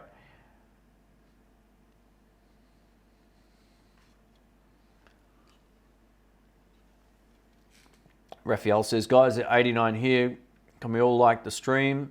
Also, I'm kind of listening to you in the background while I practice recording tracks. Oh, good stuff. Thanks for that. Yeah, give it a thumbs up if you're enjoying it, or if I've answered your question. I appreciate that. Video and audio of this live is great. What camera are you using? Thanks, man. So I'm using two GH5s. The second one being this one right here, and I'm controlling it via this little thing that turned up today. A while back I sold some stuff, and I had this on the in my radar. I knew it was coming. It has just come out, so I'll be doing a review on this on my tech channel. But you'll definitely be seeing this come up in more videos for the live streaming in the other room, which is why I wanted to, and for the podcasting, just to be able to switch around like this. My upload speed is terrible. If I stream with a webcam, it looks absolutely ridiculous. It's just the quality of it is so bad. But for some reason, I've worked out this hack where if I use a really good camera and limit my upload speed through Open Broadcaster software, I get this kind of quality. So yeah, it's cool. I'm glad it looks good. This was basically a test video to see if all this worked. So I appreciate that. Thank you. So the GH5 is a mirrorless camera. It looks a bit like this, which is a, can I do this? Does this work? This is a G85, one of my favorite cameras at all time. It's basically the same type of thing. So yeah, one of the great things about the Panasonic cameras is you can let them record as long as there's power going to them and there's storage. They don't overheat, there's no limits, they're great. And for what I'm doing right now, they'll just stay on while they're powered. It's unreal.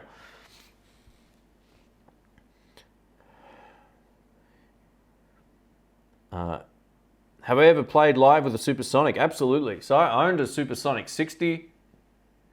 You know, I spoke about this with Rick the other night, that I think that was the one amp I really regret selling. But I got rid of it because I had to. I couldn't move it. I had a bad back. Like, it was really bad. Bad disc for, I don't know, it felt like about a year. So I just, every time I moved the amp in and out of the car, it hurt my back. Like, it would just be debilitating. So I had to get rid of it. But, you know, one day I think Fender will probably re-release those. If they do, Supersonic 60 would be right up there. Now, in terms of the 22s, I think the 22s are really nice too. They're good to a point. Like, they're almost as good as a deluxe reverb with a pedal. That's how good the drive channel is.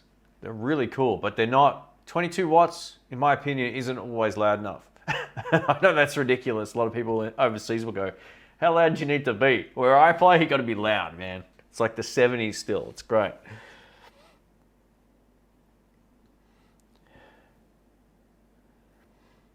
Guitar Journeys, he's talking to BV Ninja there. Very cool.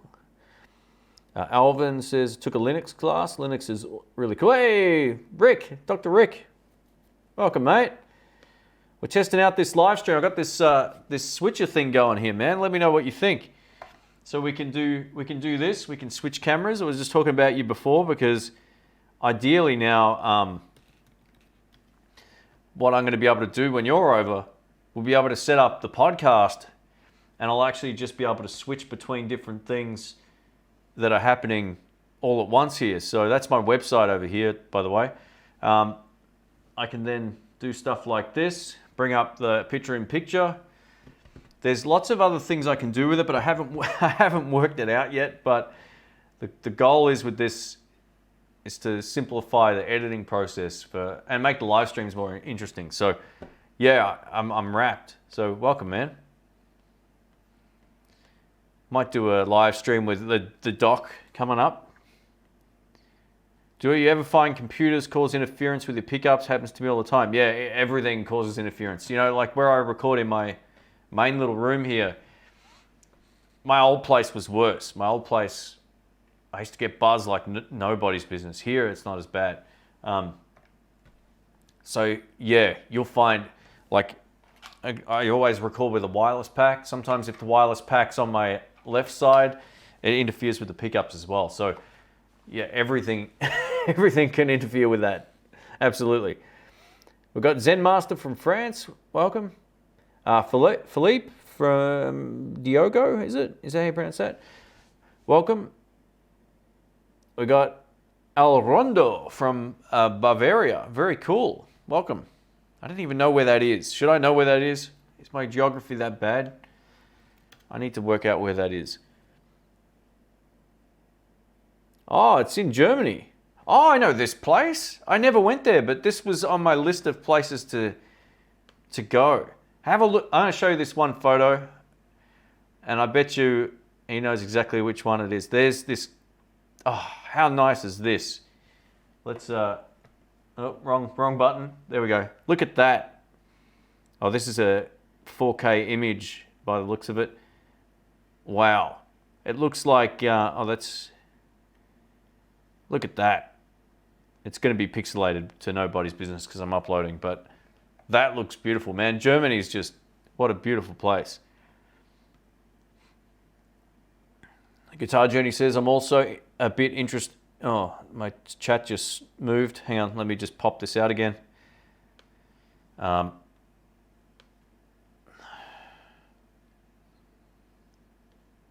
on, let me just go back up here.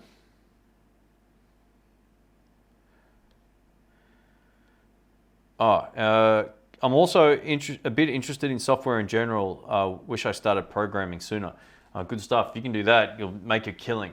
You know, I never got into programming. I think it requires a certain kind of mindset. Like, it's almost, well, it is learning another language to some extent, but it requires a really logical way of thinking that you need to. Yeah, it's a whole different thing. I'm not good with that. So yeah, good on you. That's awesome. Always thumbs up. Thank you, Robert. What is this machine? So this is the ATEM Mini Pro.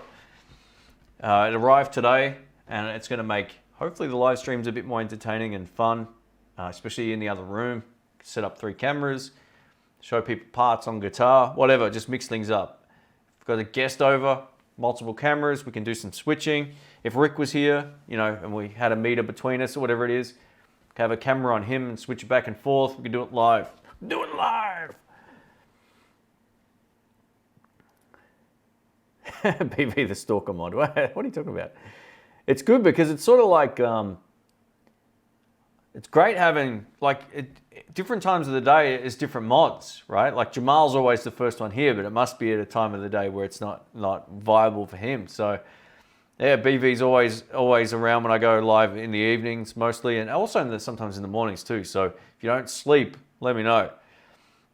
The content is also fantastic. Thank you, Dr. David Garver. There we go. We've got 2 doctors in the house.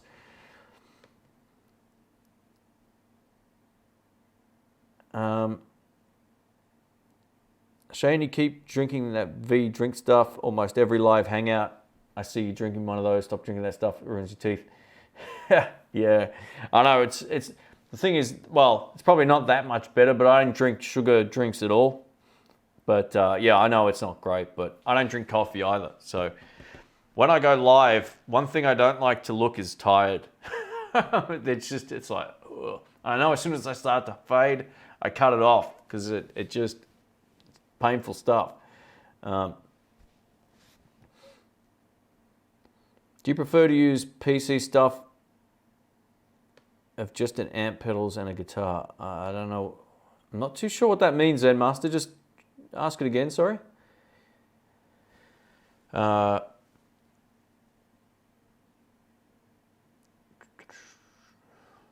In the blues, my PV Bandit is too loud in here.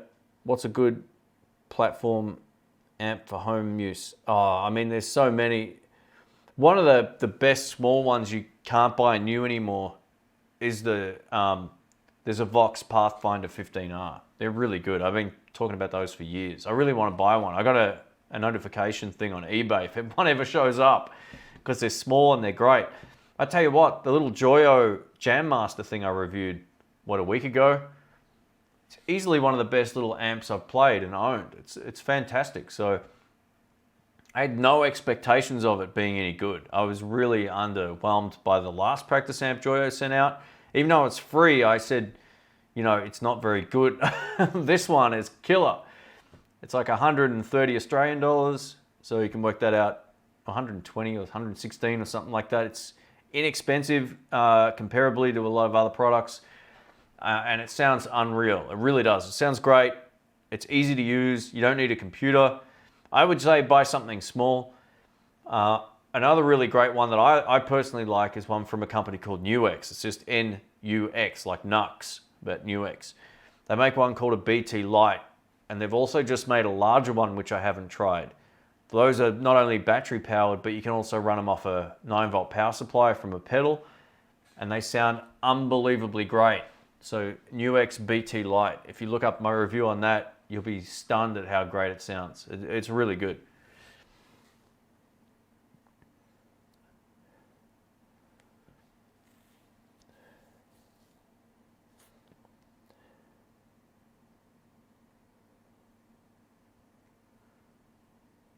Every time I think of Bavaria, think BMW.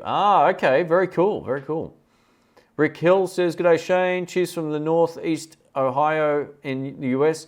Video and awesome, a great man. Thanks for that, mate. I appreciate it. This is cool. I'm glad it's working. You know, this thing wasn't cheap, but I felt like it was a good investment, kind of long term. You know, if I have this thing for 5 years or whatever, it's going to be a point of difference, at least anyway. I wouldn't be surprised if lots of channels start using these coming up. Not because I've got one, but because if you're into making videos, you know about these things. You would have seen them, you know, in countless videos or commercials pop up on websites or whatever. Yeah, these ATEM Minis are really cool. It doesn't look like it's quite in focus. There we go. Oh, I'm a second behind, so hang on. There we go, that's close enough. But yeah, it's just a really simple switcher. And one of the cool things about it is once the internet here is upgraded, I can go directly out of this, straight to the web.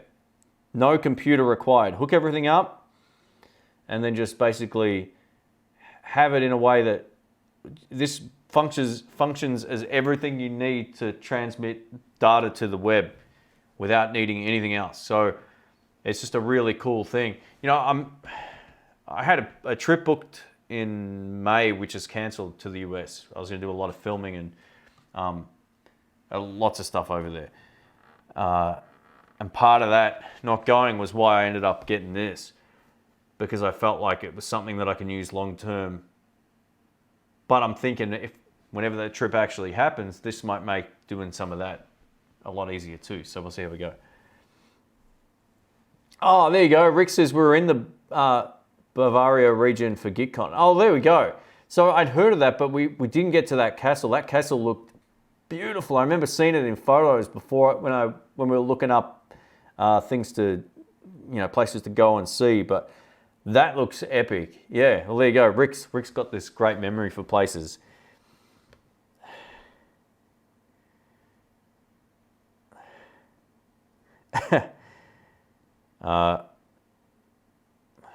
What about the Spark amp that creates backing tracks? You know, I don't know about that. I haven't used it.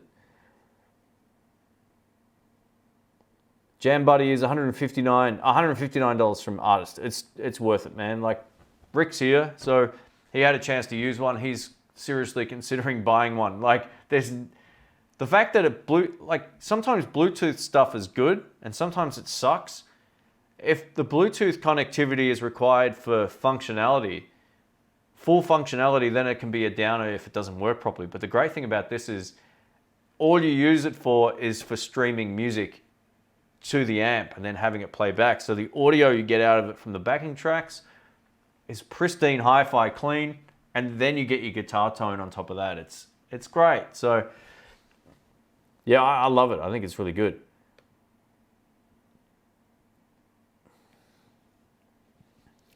What's your guilty pleasure in music? I like some trance music.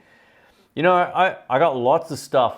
I listen to everything, man. Like I've said this many times, White Zombie and Rob Zombie, I love some of that music. I even don't mind some of the 80s stuff that might make you laugh, you know, like, yeah, there's B-52s, you know, some of my favorite cheesy songs of all time. Yeah, I listen to stuff like Chris Isaak, which is kind of cool, I guess. Warren G is another one that is one of my favorites that is completely out of the scope of music, guitar music. Man,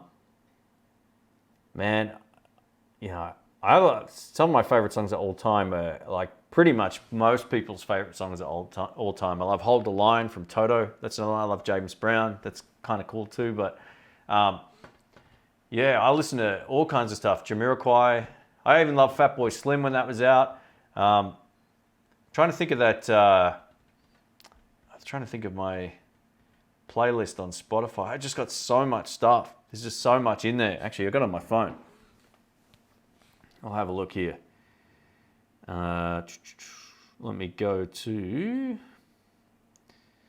Spotify.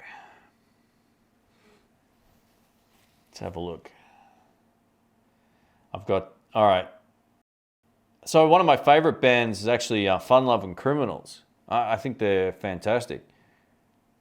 Although Huey's a guitar player, singer, it's not really guitar music, but there's some great guitar parts in there. This is probably going to struggle getting my playlist down because of what's going on right now. But guilty pleasure stuff. Let me find something embarrassing here.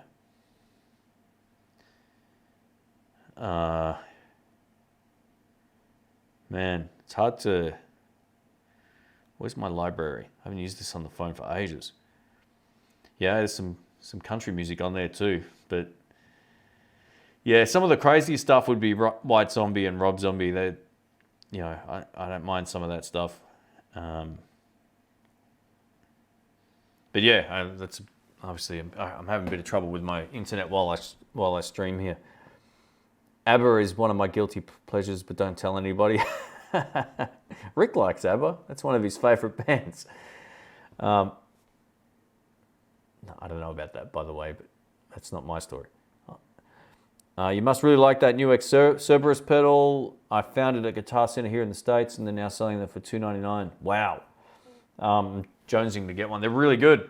You know, when I first got it, I thought it was fine, but I'm really appreciating it more the more that I've used it. It's just it's the closest thing I can get to my pedal board without needing to bring a pedal board. It's got almost everything in it. My only small criticism of it, which is something my friend Brian mentioned, was that the drive didn't have enough gain. But you can kind of stack the clean boost into the overdrive and get it to sound pretty dirty. So there's that. So yeah.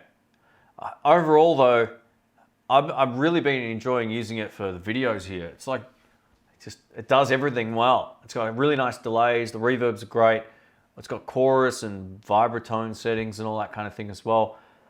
But I don't mind the lower gain drive channel. I think it's pretty cool. It's pretty cool. But then, yeah, you can stack the clean into it. You can reverse the order of the signal chain and do all kinds of cool stuff. So it's grown on me a lot. I think it's the closest thing to a pedal board you can buy that is still extremely functional and easy to use too. But I don't use it as you can sort of sort by banks and all that kind of stuff. I don't do any of that stuff. I just try to use it like a pedal board. Shane, is that the same one as Steve B uses? I don't know who that is. Oh, Steve from Boston, is that what you're saying?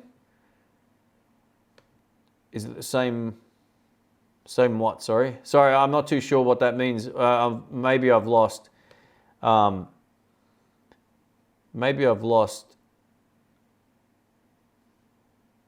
the context of that question? Sorry. Yeah, I'm not too sure. Trio. Oh, the Trio. So the Trio is another pedal that can be a band. So you line it up with a couple of simple chords, and then it can play parts, and you can make it more complicated by changing dials.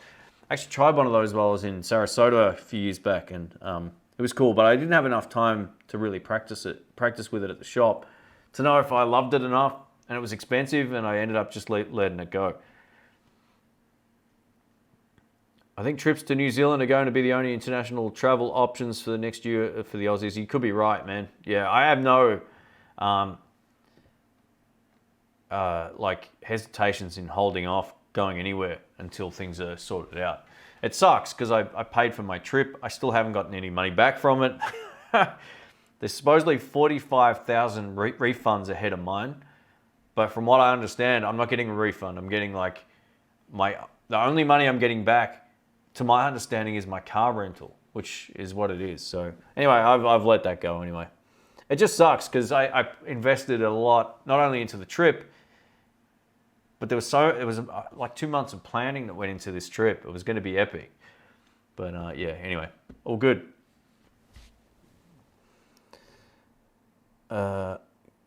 Curiosity, anyone here used Reaper? I used Ableton for years and recently gave Reaper a go. Reaper's great. It really is. So I did a video a couple of weeks back, like how to set up a home studio. That was my suggestion. The reason why is it's always continually updated. It runs on Mac, it runs on Linux, it runs on Windows. You can use it on anything, and it makes life easy, and it's inexpensive. So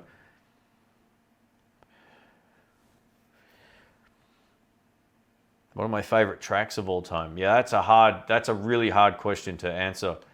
I'd have to put a bit of thought into that. I got lots of songs that I used to listen to on repeat and still do, but yeah, I just can't answer that right now. Every Day is Warren. Yeah, Warren, that album, man, what a great album. 1994, I think it came out of 92. It's killer. I have no guilt about any music that gives me pleasure. Yeah, it's a good way of looking at it. That's cool.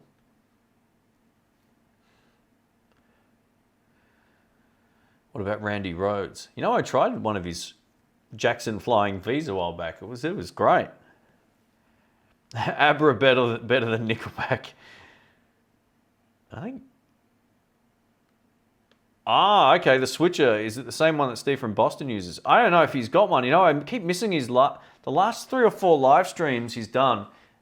I haven't been awake for them, so yeah, I don't know if he's got one. If he does have a switcher, it's probably the same brand as this, but it'll be like the version prior to this. This just came out. It's only been out like a week. Unless he bought this one, which just came out, I haven't checked up on that. But yeah, like I said, expect to see more of these things show up over the next, I don't know, however long, over the next few months to a year or whatever. I think as they'll hopefully.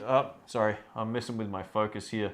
They're probably going to get more affordable over the next 12 months or so, because right now they're kind of pricey, but from what you actually get out of them is you can really make things more interesting for viewers, and that's the plan. So yeah.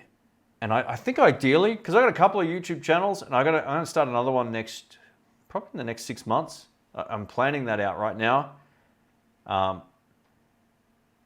I think, yeah, I can see this being useful in a lot of situations. So yeah, we'll see how it goes. See if it stands the test of time. As far as guitars go, my guilty pleasure are Chord. Chord are great, but I shouldn't be so guilty. Many are very good. Yeah.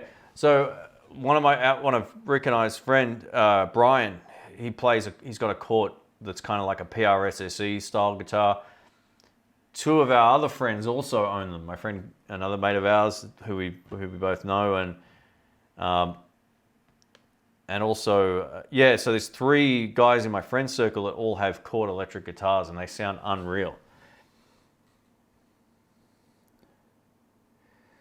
Anyone use cassettes back in the day? Absolutely. So here's some fun facts. A couple of my first albums I ever purchased or were gifted or whatever as a kid. The Ghostbusters soundtrack, I got that on cassette.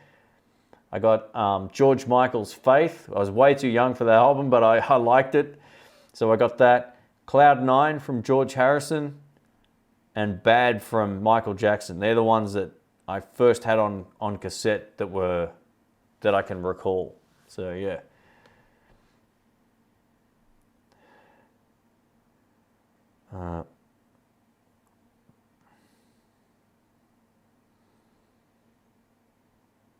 Yeah, cassettes were a pain, you know. Sometimes they get caught up in the heads and get all tangled, and then you'd have to rewind them, and there was always this deterioration in sound quality over the months and years. But yeah, they're cool, you know.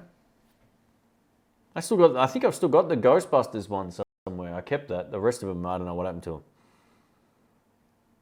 Have I listened to Tab Benoit? Yeah, absolutely. It comes up a lot when I listen to Pandora.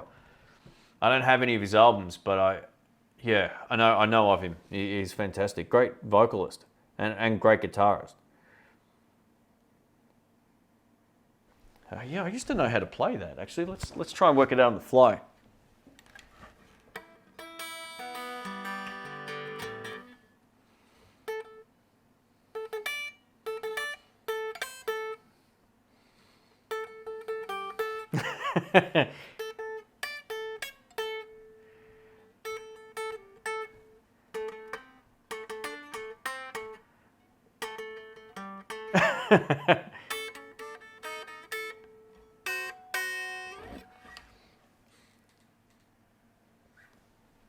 I should have bought a little practice amp out here. I was just dying to give this thing a shot that I didn't actually set up properly. I just got a few cameras ready and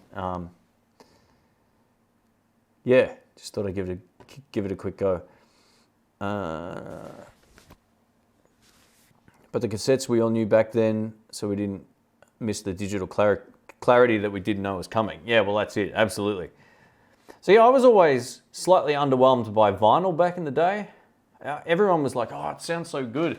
But all I heard with vinyl was like dust, scratches and stuff. I wasn't overly convinced that was as good as it was. I think vinyl sounded better the more obsolete it became in people's minds too, because I remember hearing a vinyl versus a CD, and the CD just wiped the floor with it, right? But then I came to know like it was all about the heads that you were using with the records, or the needles and all that kind of stuff.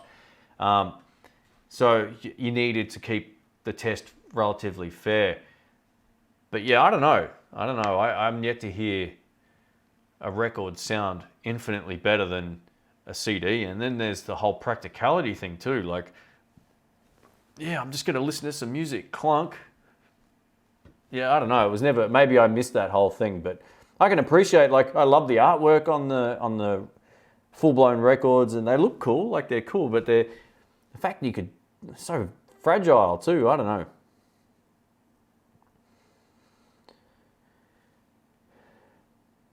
know. Matthew says, Shane, I know you're not a metal guy, but are there any metal bands you tolerate or have ever liked? Oh, absolutely. I was talking before about White Zombie, probably my favorite sort of heavy band. I still don't mind Nine Inch Nails as well. Pretty Hate Machine albums, killer. I like Metallica. That's probably not that heavy compared to some of the other stuff.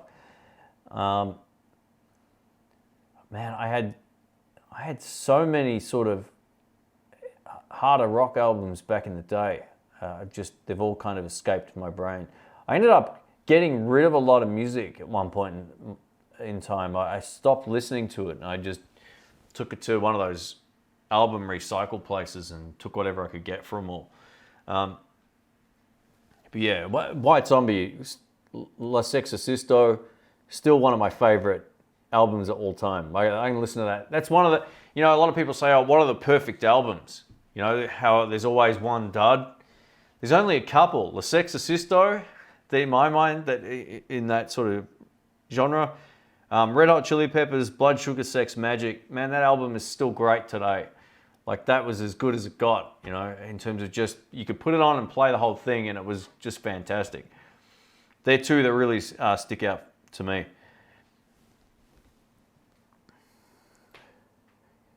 Get a Tokai LS110 and sell your Gibsons. I already got a LS110. It's great.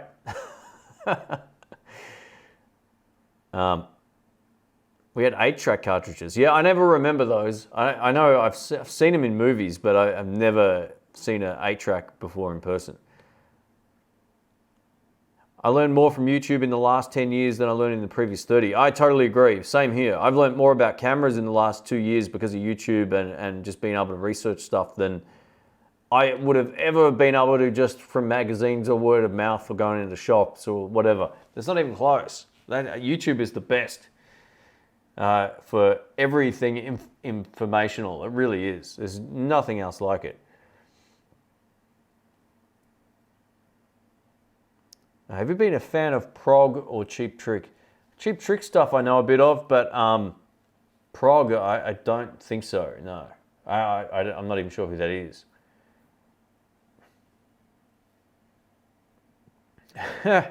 Everyone's talking about 8 tracks here. That's funny. I like vinyl, unaware if it sounds better because the preamp in my turntable or otherwise. However, the vinyl records that are 50 plus years old and play well. Oh, that's good. Well, they still stand the test of time. You know, I remember when CDs were first a thing and CD-ROMs and all that kind of stuff, that everyone was like, oh, they'll last 100 years in, you know, in archive history, in archive storage and all this kind of stuff. I later found out that was total BS. Like, CDs aren't going to last 100 years. They physically might because they're plastic, but there's something about them that deteriorates over time as well. So, I don't know if it's the way that it's burned in or I don't know the technical reason for that, but I remember hearing that a lot of people were like, yeah, those claims are ridiculous.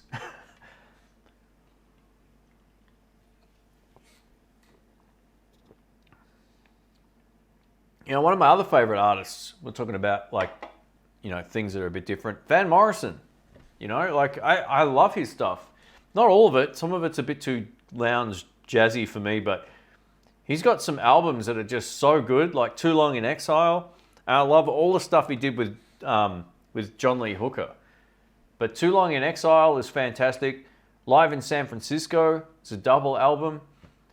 It's got Jimmy Witherspoon on there. It's got John Lee Hooker.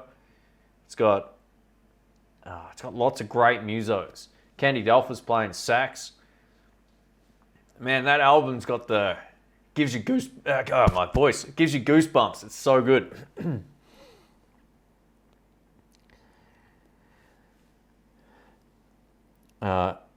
Alvin says, I'm surprised you listen to La Sexorcisto, Devil Music Volume 2, one of my favorites too. Did you back in the day ever try looking for Volume 1? Nah, it doesn't exist. Nah, I've got albums prior to that, but they're nowhere near as good. La Sexorcisto was when they got good. And then Astro Creep 2000 came out, and I listened to that to death. I reckon I could almost recite all the lyrics in both of those albums. That's how much I listened to them. They're really cool. I don't know what it was about. I do know what it was about Rob Zombie's music, White Zombies, whatever. I'm a huge horror fan, right? I love horror movies. I got lots of old crappy Italian horror movies, Spanish ones, Australian, US ones. I don't think I've got any Aussie horror movies. Or maybe they didn't make them back then, but when I was buying DVDs. But I got 150 horror movies, right? A lot of them are B-grade ones, but I love their stuff. And what I was hearing in those songs was some of the samples out of movies as well. So I was like, oh, this is cool. And it's got great grooves. I love it. Landon says, commercial production CDs should be okay, but home use CD burners use a dye that wears away. Maybe that's what it is. Yeah, you could be right. Thanks for that. Yeah, I couldn't remember exactly what... I just remember everyone saying, oh yeah, 100 years. And then it's more like 15 in some cases or less. But saw Van Morrison live and his band had amazing chops. Mum's seen them live in Belfast in the 60s. Wow. Yeah, Van Morrison, man, he's a bit like Knopfler. Just huge, epic collection of great music. Days Like This is such a great song. You put that on, you can't help but smile. It's like, what a great song. There's just so many Russian Roulette. There's so many great songs in his catalog of stuff, past Moondance and past all that kind of stuff as well. I mean, yeah, they're classics, but he's got much better music than that, in my opinion. But yeah, find Too Long in Exile if you're into blues. There's one or two songs on there that are really like swing kind of lounge jazzy ones, and then the rest of them are just great. When you read the Gloria with John Lee Hooker on that album, man, I listen to that a lot. It's a great, great album. How long have we been? 2 hours. All right, far out. I didn't realize we were going that long.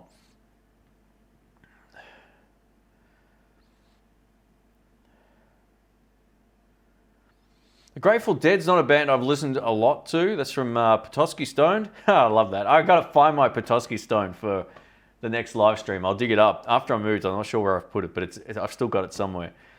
Yeah, a lot of people have been talking about them again lately, and I need to get sort of into that a little bit more, or make time to listen to it. So we got Mail Villa says, hello Shane from Tom in Orlando, Florida. Welcome, mate.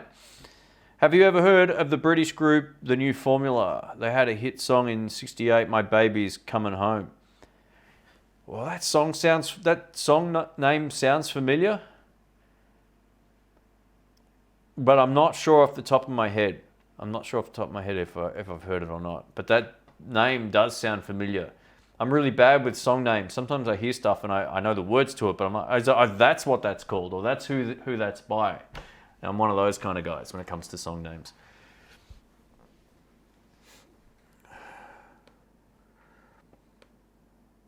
Yeah, Rory Gallagher's another one that I haven't heard enough of either. Like, I've only seen some stuff online of him. I need to get more into that as well.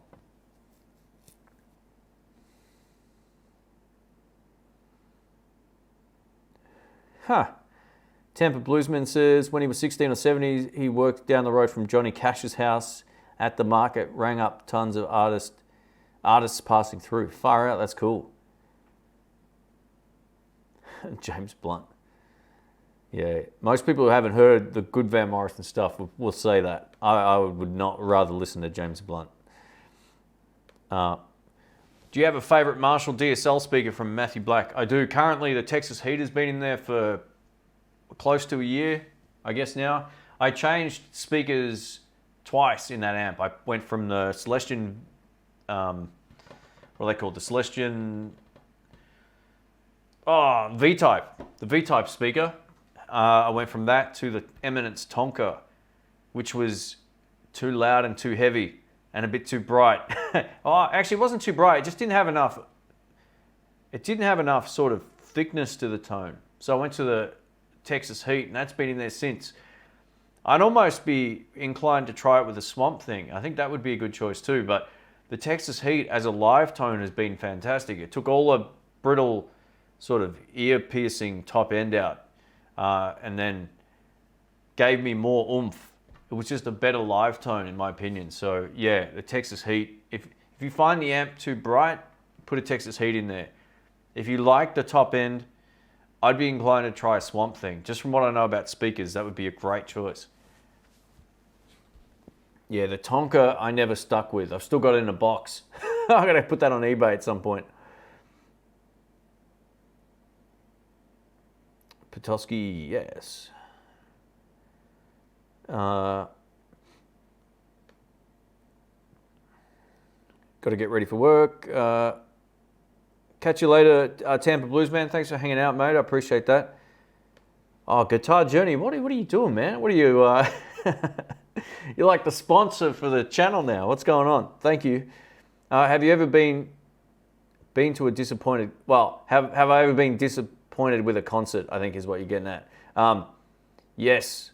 Yeah, the one I liked least in the last 20 years was Eric Clapton's live show. It had no vibe. The playing was bad. The mix wasn't great. I was second from the front. I've spoken about this before. It was like I hyped it up too much as well, where I wanted it to be epic because I idolized Eric Clapton for so long. when I finally got to hear his live show at the end of his tour, it was pretty lackluster. And it was lackluster because I didn't take into account they'd been touring for months before that as well. And I guess one of the things that disappointed me too, I didn't hear him play enough. And he's back to playing more than he used to for a certain stretch of time there. Like, he kept handballing it off to other guitar players, which is cool. But, you know, you're there to hear him play, and it was a great band, but I was just underwhelmed. It was expensive. They were clearly looking pretty bored and not into it. But yeah, I got my fix when I saw Buddy Guy not long after that, which was awesome. So yeah, I don't go to a lot of big shows. So for me, paying $400 to see Eric Clapton, you know, is pretty full on. And I love Eric Clapton's playing and his vocal, but I didn't like his live show. It was sadly one of the most disappointing shows I'd been to, and I wanted it to be the best show I'd been to. So maybe that's my own, you know, twisting it around in my head. Do you have a string gauge preference for your style and tone? Nah, not really, man. 10s or 11s, that's it. It's just whatever feels best on the guitar. So yeah, it doesn't really change your tone a whole lot, mate. So just play whatever feels good. Yeah, that's why I didn't want to go see B.B. King. I had a chance to go see B.B. King when he was like in the last 10 years of his life, and I knew it wouldn't be like what I was used to seeing, although it would have been cool to see him. And I say that because I've seen James Brown live, and he was old and he was great. His band were cooking. So the showmanship was there. Even though he was older, James Brown put everything into it. Buddy Guy put everything into it. They were going for it with, you know, with what they had and what they've got. And it was amazing. I didn't get that from some of the other shows I went to. So yeah, and especially because Eric is like my favorite. In terms of all the blues guys that inspired me to play, he was first, you know. So it was kind of like, it took me a while to get over that. It was like, oh man, I didn't know what to do. I was like, just, yeah, you know, you build people up in your mind for so long, and then you get a chance to see them, and if it's not great, it's like, oh. But I didn't, back then, I was younger and I didn't take into account their touring schedule or their, you know, it's a live show. Anything can happen.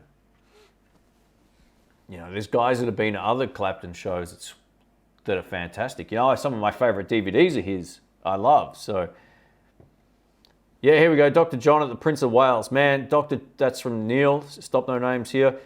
We went to see Dr. John. That show was epic. That's still probably one of my favorite shows of all time. The rhythm section come out, just start laying down these grooves, and the whole show was awesome. Man, Dr. John, one of my favorites all time.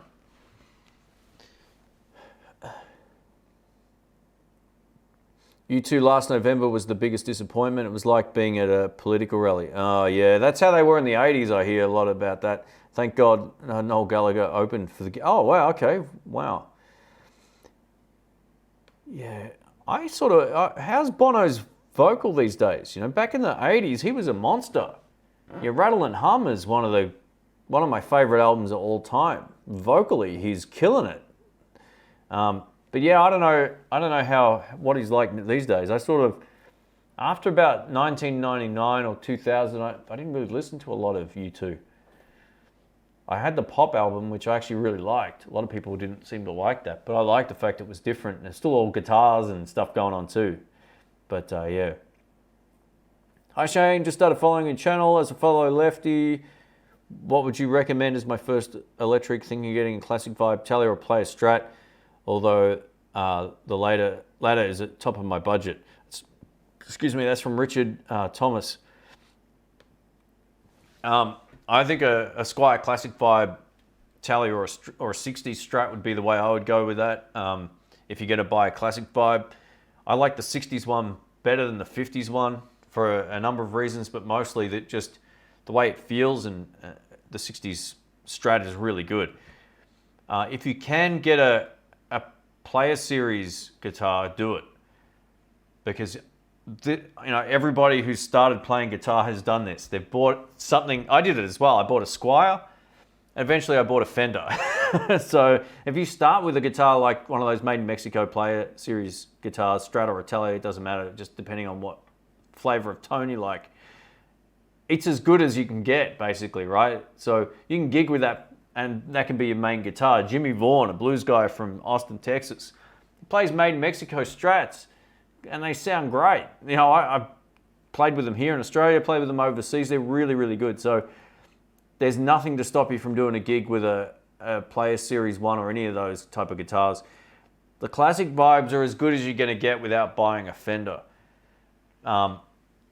Yeah, I would also suggest, I put a few videos out about like guitar alternatives. So you can type in Stratocaster alternatives or Telecaster alternatives into YouTube, and you'll see my videos about that. That'll give you some indication of what I think about the order of which ones are the best. I would, if I was you, if you can stretch and spend that extra few bucks, a couple $100 or whatever, go for the Fender. I think it'll save you stepping up and having to spend more money again and then trying to sell something if you have to. Just get it right the first time, because they're great. And the Squier Classic Vibes are unreal guitars. But if it was me, I would do it that way. I know guys that tour with Classic Vibes here as well. So, play them both as well and see which one, see if you can justify the difference. What year did I see Eric Clapton? It was 2008? 7, 8, 9? Somewhere around there. I can't remember. I felt the same. Trucks and Doyle Bramall did most of the solos. Yeah, see, that's from Shawnee Lul. I'm not sure how to pronounce your name, man. Sorry. That's pretty much how I felt about it. As talented as Derek Trucks is, he's a monster. A great player. I love his band. I love his music. We're there to see Eric Clapton do something. He might solo for 12 bars and Derek plays for 8 minutes. It was a little disappointing. And back then too, Bramall really wasn't playing anything of any value too. So I felt very underwhelmed by his playing. Dr. Rick would run rings around Doyle Bramall. So would most of my friends. So yeah, I like some of Doyle Bramall's stuff now. It took me a long time to want to listen to him. But as a live feature, having Clapton, Derek Trucks, and Doyle Bramall, I was there to see Eric. That's why I was underwhelmed by it. I wish I had heard him play more, but it is what it is. We might wrap this up pretty soon, guys. I can feel that thing where I'm starting to fade. John says, buy a used Mexican Strat and you can sell it for what you paid. Yeah, so if you do buy one used, you'll get your same amount of money back. That's the great thing about it. Great point. If you buy it new, you're going to lose money, which you will anyway with any guitar on the most part. But that's one of those things where, yeah, if you can find them used, you'll not only save money, but you can almost guarantee you'll get more money back the same amount of money back, or more money back than you would if you were buying it new, if that makes sense.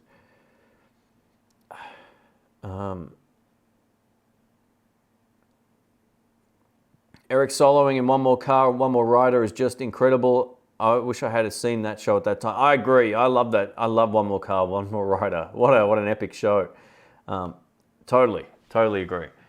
So I was like consuming all of that stuff. I watched that 100 times. I watched the live in New York. What was it? What's the one with the Madison Square Garden one?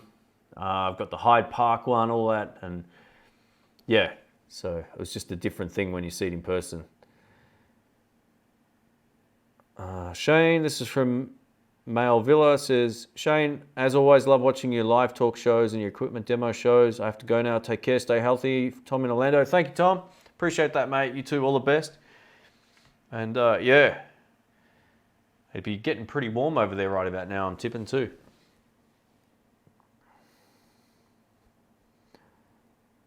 I'm only learning. Grab the Squier Classic Vibe 50s Telly. The 50s Tellys are fine. Look, it is personal choice. When I say the 60s one is better, it's just from my experience playing both. It doesn't mean it's better. Like the 50s ones are going to suit some players more than the 60s ones. So they're both good. It's just I preferred the 60s one just in terms of how it felt for me. But yeah, there's nothing wrong with those.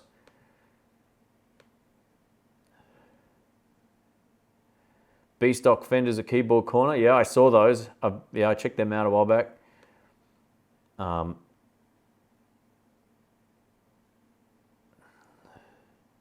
Excellent chat today. Thanks for having it. Hope everyone has a great day and stay safe. Mark from Daytona Beach, another place I've been. It's my home away from home down that way. Very cool. It's a shame we can't go out to try guitars at the moment. The interesting thing is, some of these shops are still open. Some aren't, they're just online only, but some stores have still got their doors open. So I don't know what that means. Is that counted as an essential or not? It might be time to go test out some guitars soon. I'll see if Dr. Rick gives it the okay or the nod, and we'll go down there, but I'm tipping he might not.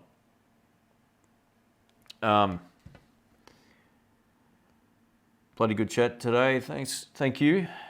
I'll take this as last question here. How do I feel about the 2019 made in Japan traditional 60 Strats? Thinking of getting one. So I haven't tried one.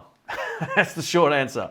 But usually the Japanese stuff is pretty good. Where they sometimes, unlike Tokai, which are built as good as a Gibson pretty much in every way, it's just going to be an argument there, but those Japanese instruments are fantastic. Where some of the Fender ones cut corners is the wood material. They usually use wood that's really easily dinged, like dented or whatever. So, but that is also lighter. So some people prefer that. So just keep that in mind. It's like some inexpensive guitars are either really ridiculously heavy or they're really light, but they can ding easily. Sometimes I've seen some of the Japanese Fenders not be to the same quality as like the Made in Mexico ones, like the Player series or the US ones or whatever, or even the classic vibes. So yeah, there's something about the finish isn't quite as good sometimes as well. But I haven't seen the new one, so I might be talking out of my you know what. All right, guys, rock on. Thank you for hanging out. 94 people still here. Thank you, Guitar Journey, Tampa Blues Man, Doug. Guitar Journey like 100 times here for the super chat. Thank you, man. I'm gonna put you put you guys in the description here as a thank you. Thank you for all the support, guys. I appreciate it. Thanks to all the mods. If I missed your question, I apologize. I don't mean to miss questions, but sometimes it's hard to get to everybody, and sometimes YouTube doesn't show me all of the comments. For whatever reason, it does this top chat sorting where it filters out stuff. It doesn't always get through. But you're going to be seeing more of this thing coming up pretty soon, where I can do lots of cool on-the-fly camera changes, camera switching, and I can't wait to set this up in my other room. I need to shoot one video out here tomorrow with this for my tech channel, and then I'll be able to move it into the other room and have it set up semi-permanently in there. It's going to be fun. It's going to be fun. It's going to allow hopefully a better live streaming experience. I'm actually waiting on some more HDMI cables as well, which is why it's in here tonight. I should turn up tomorrow, all being well. All right, guys, thank you so much for hanging out. I appreciate it. And we'll catch you on the next one. I'll probably go live again in the next couple of days, maybe if Rick's around or something like that as well. So we'll see how we go. All right, rock on. And what time is it here? It is 10:43 p.m. I am out of here. How do I turn this off? I'm going to go over here. All right, guys, take care. And there should be... Nah, doesn't matter. I'll work it out later. All right. Take care, guys. Catch you soon.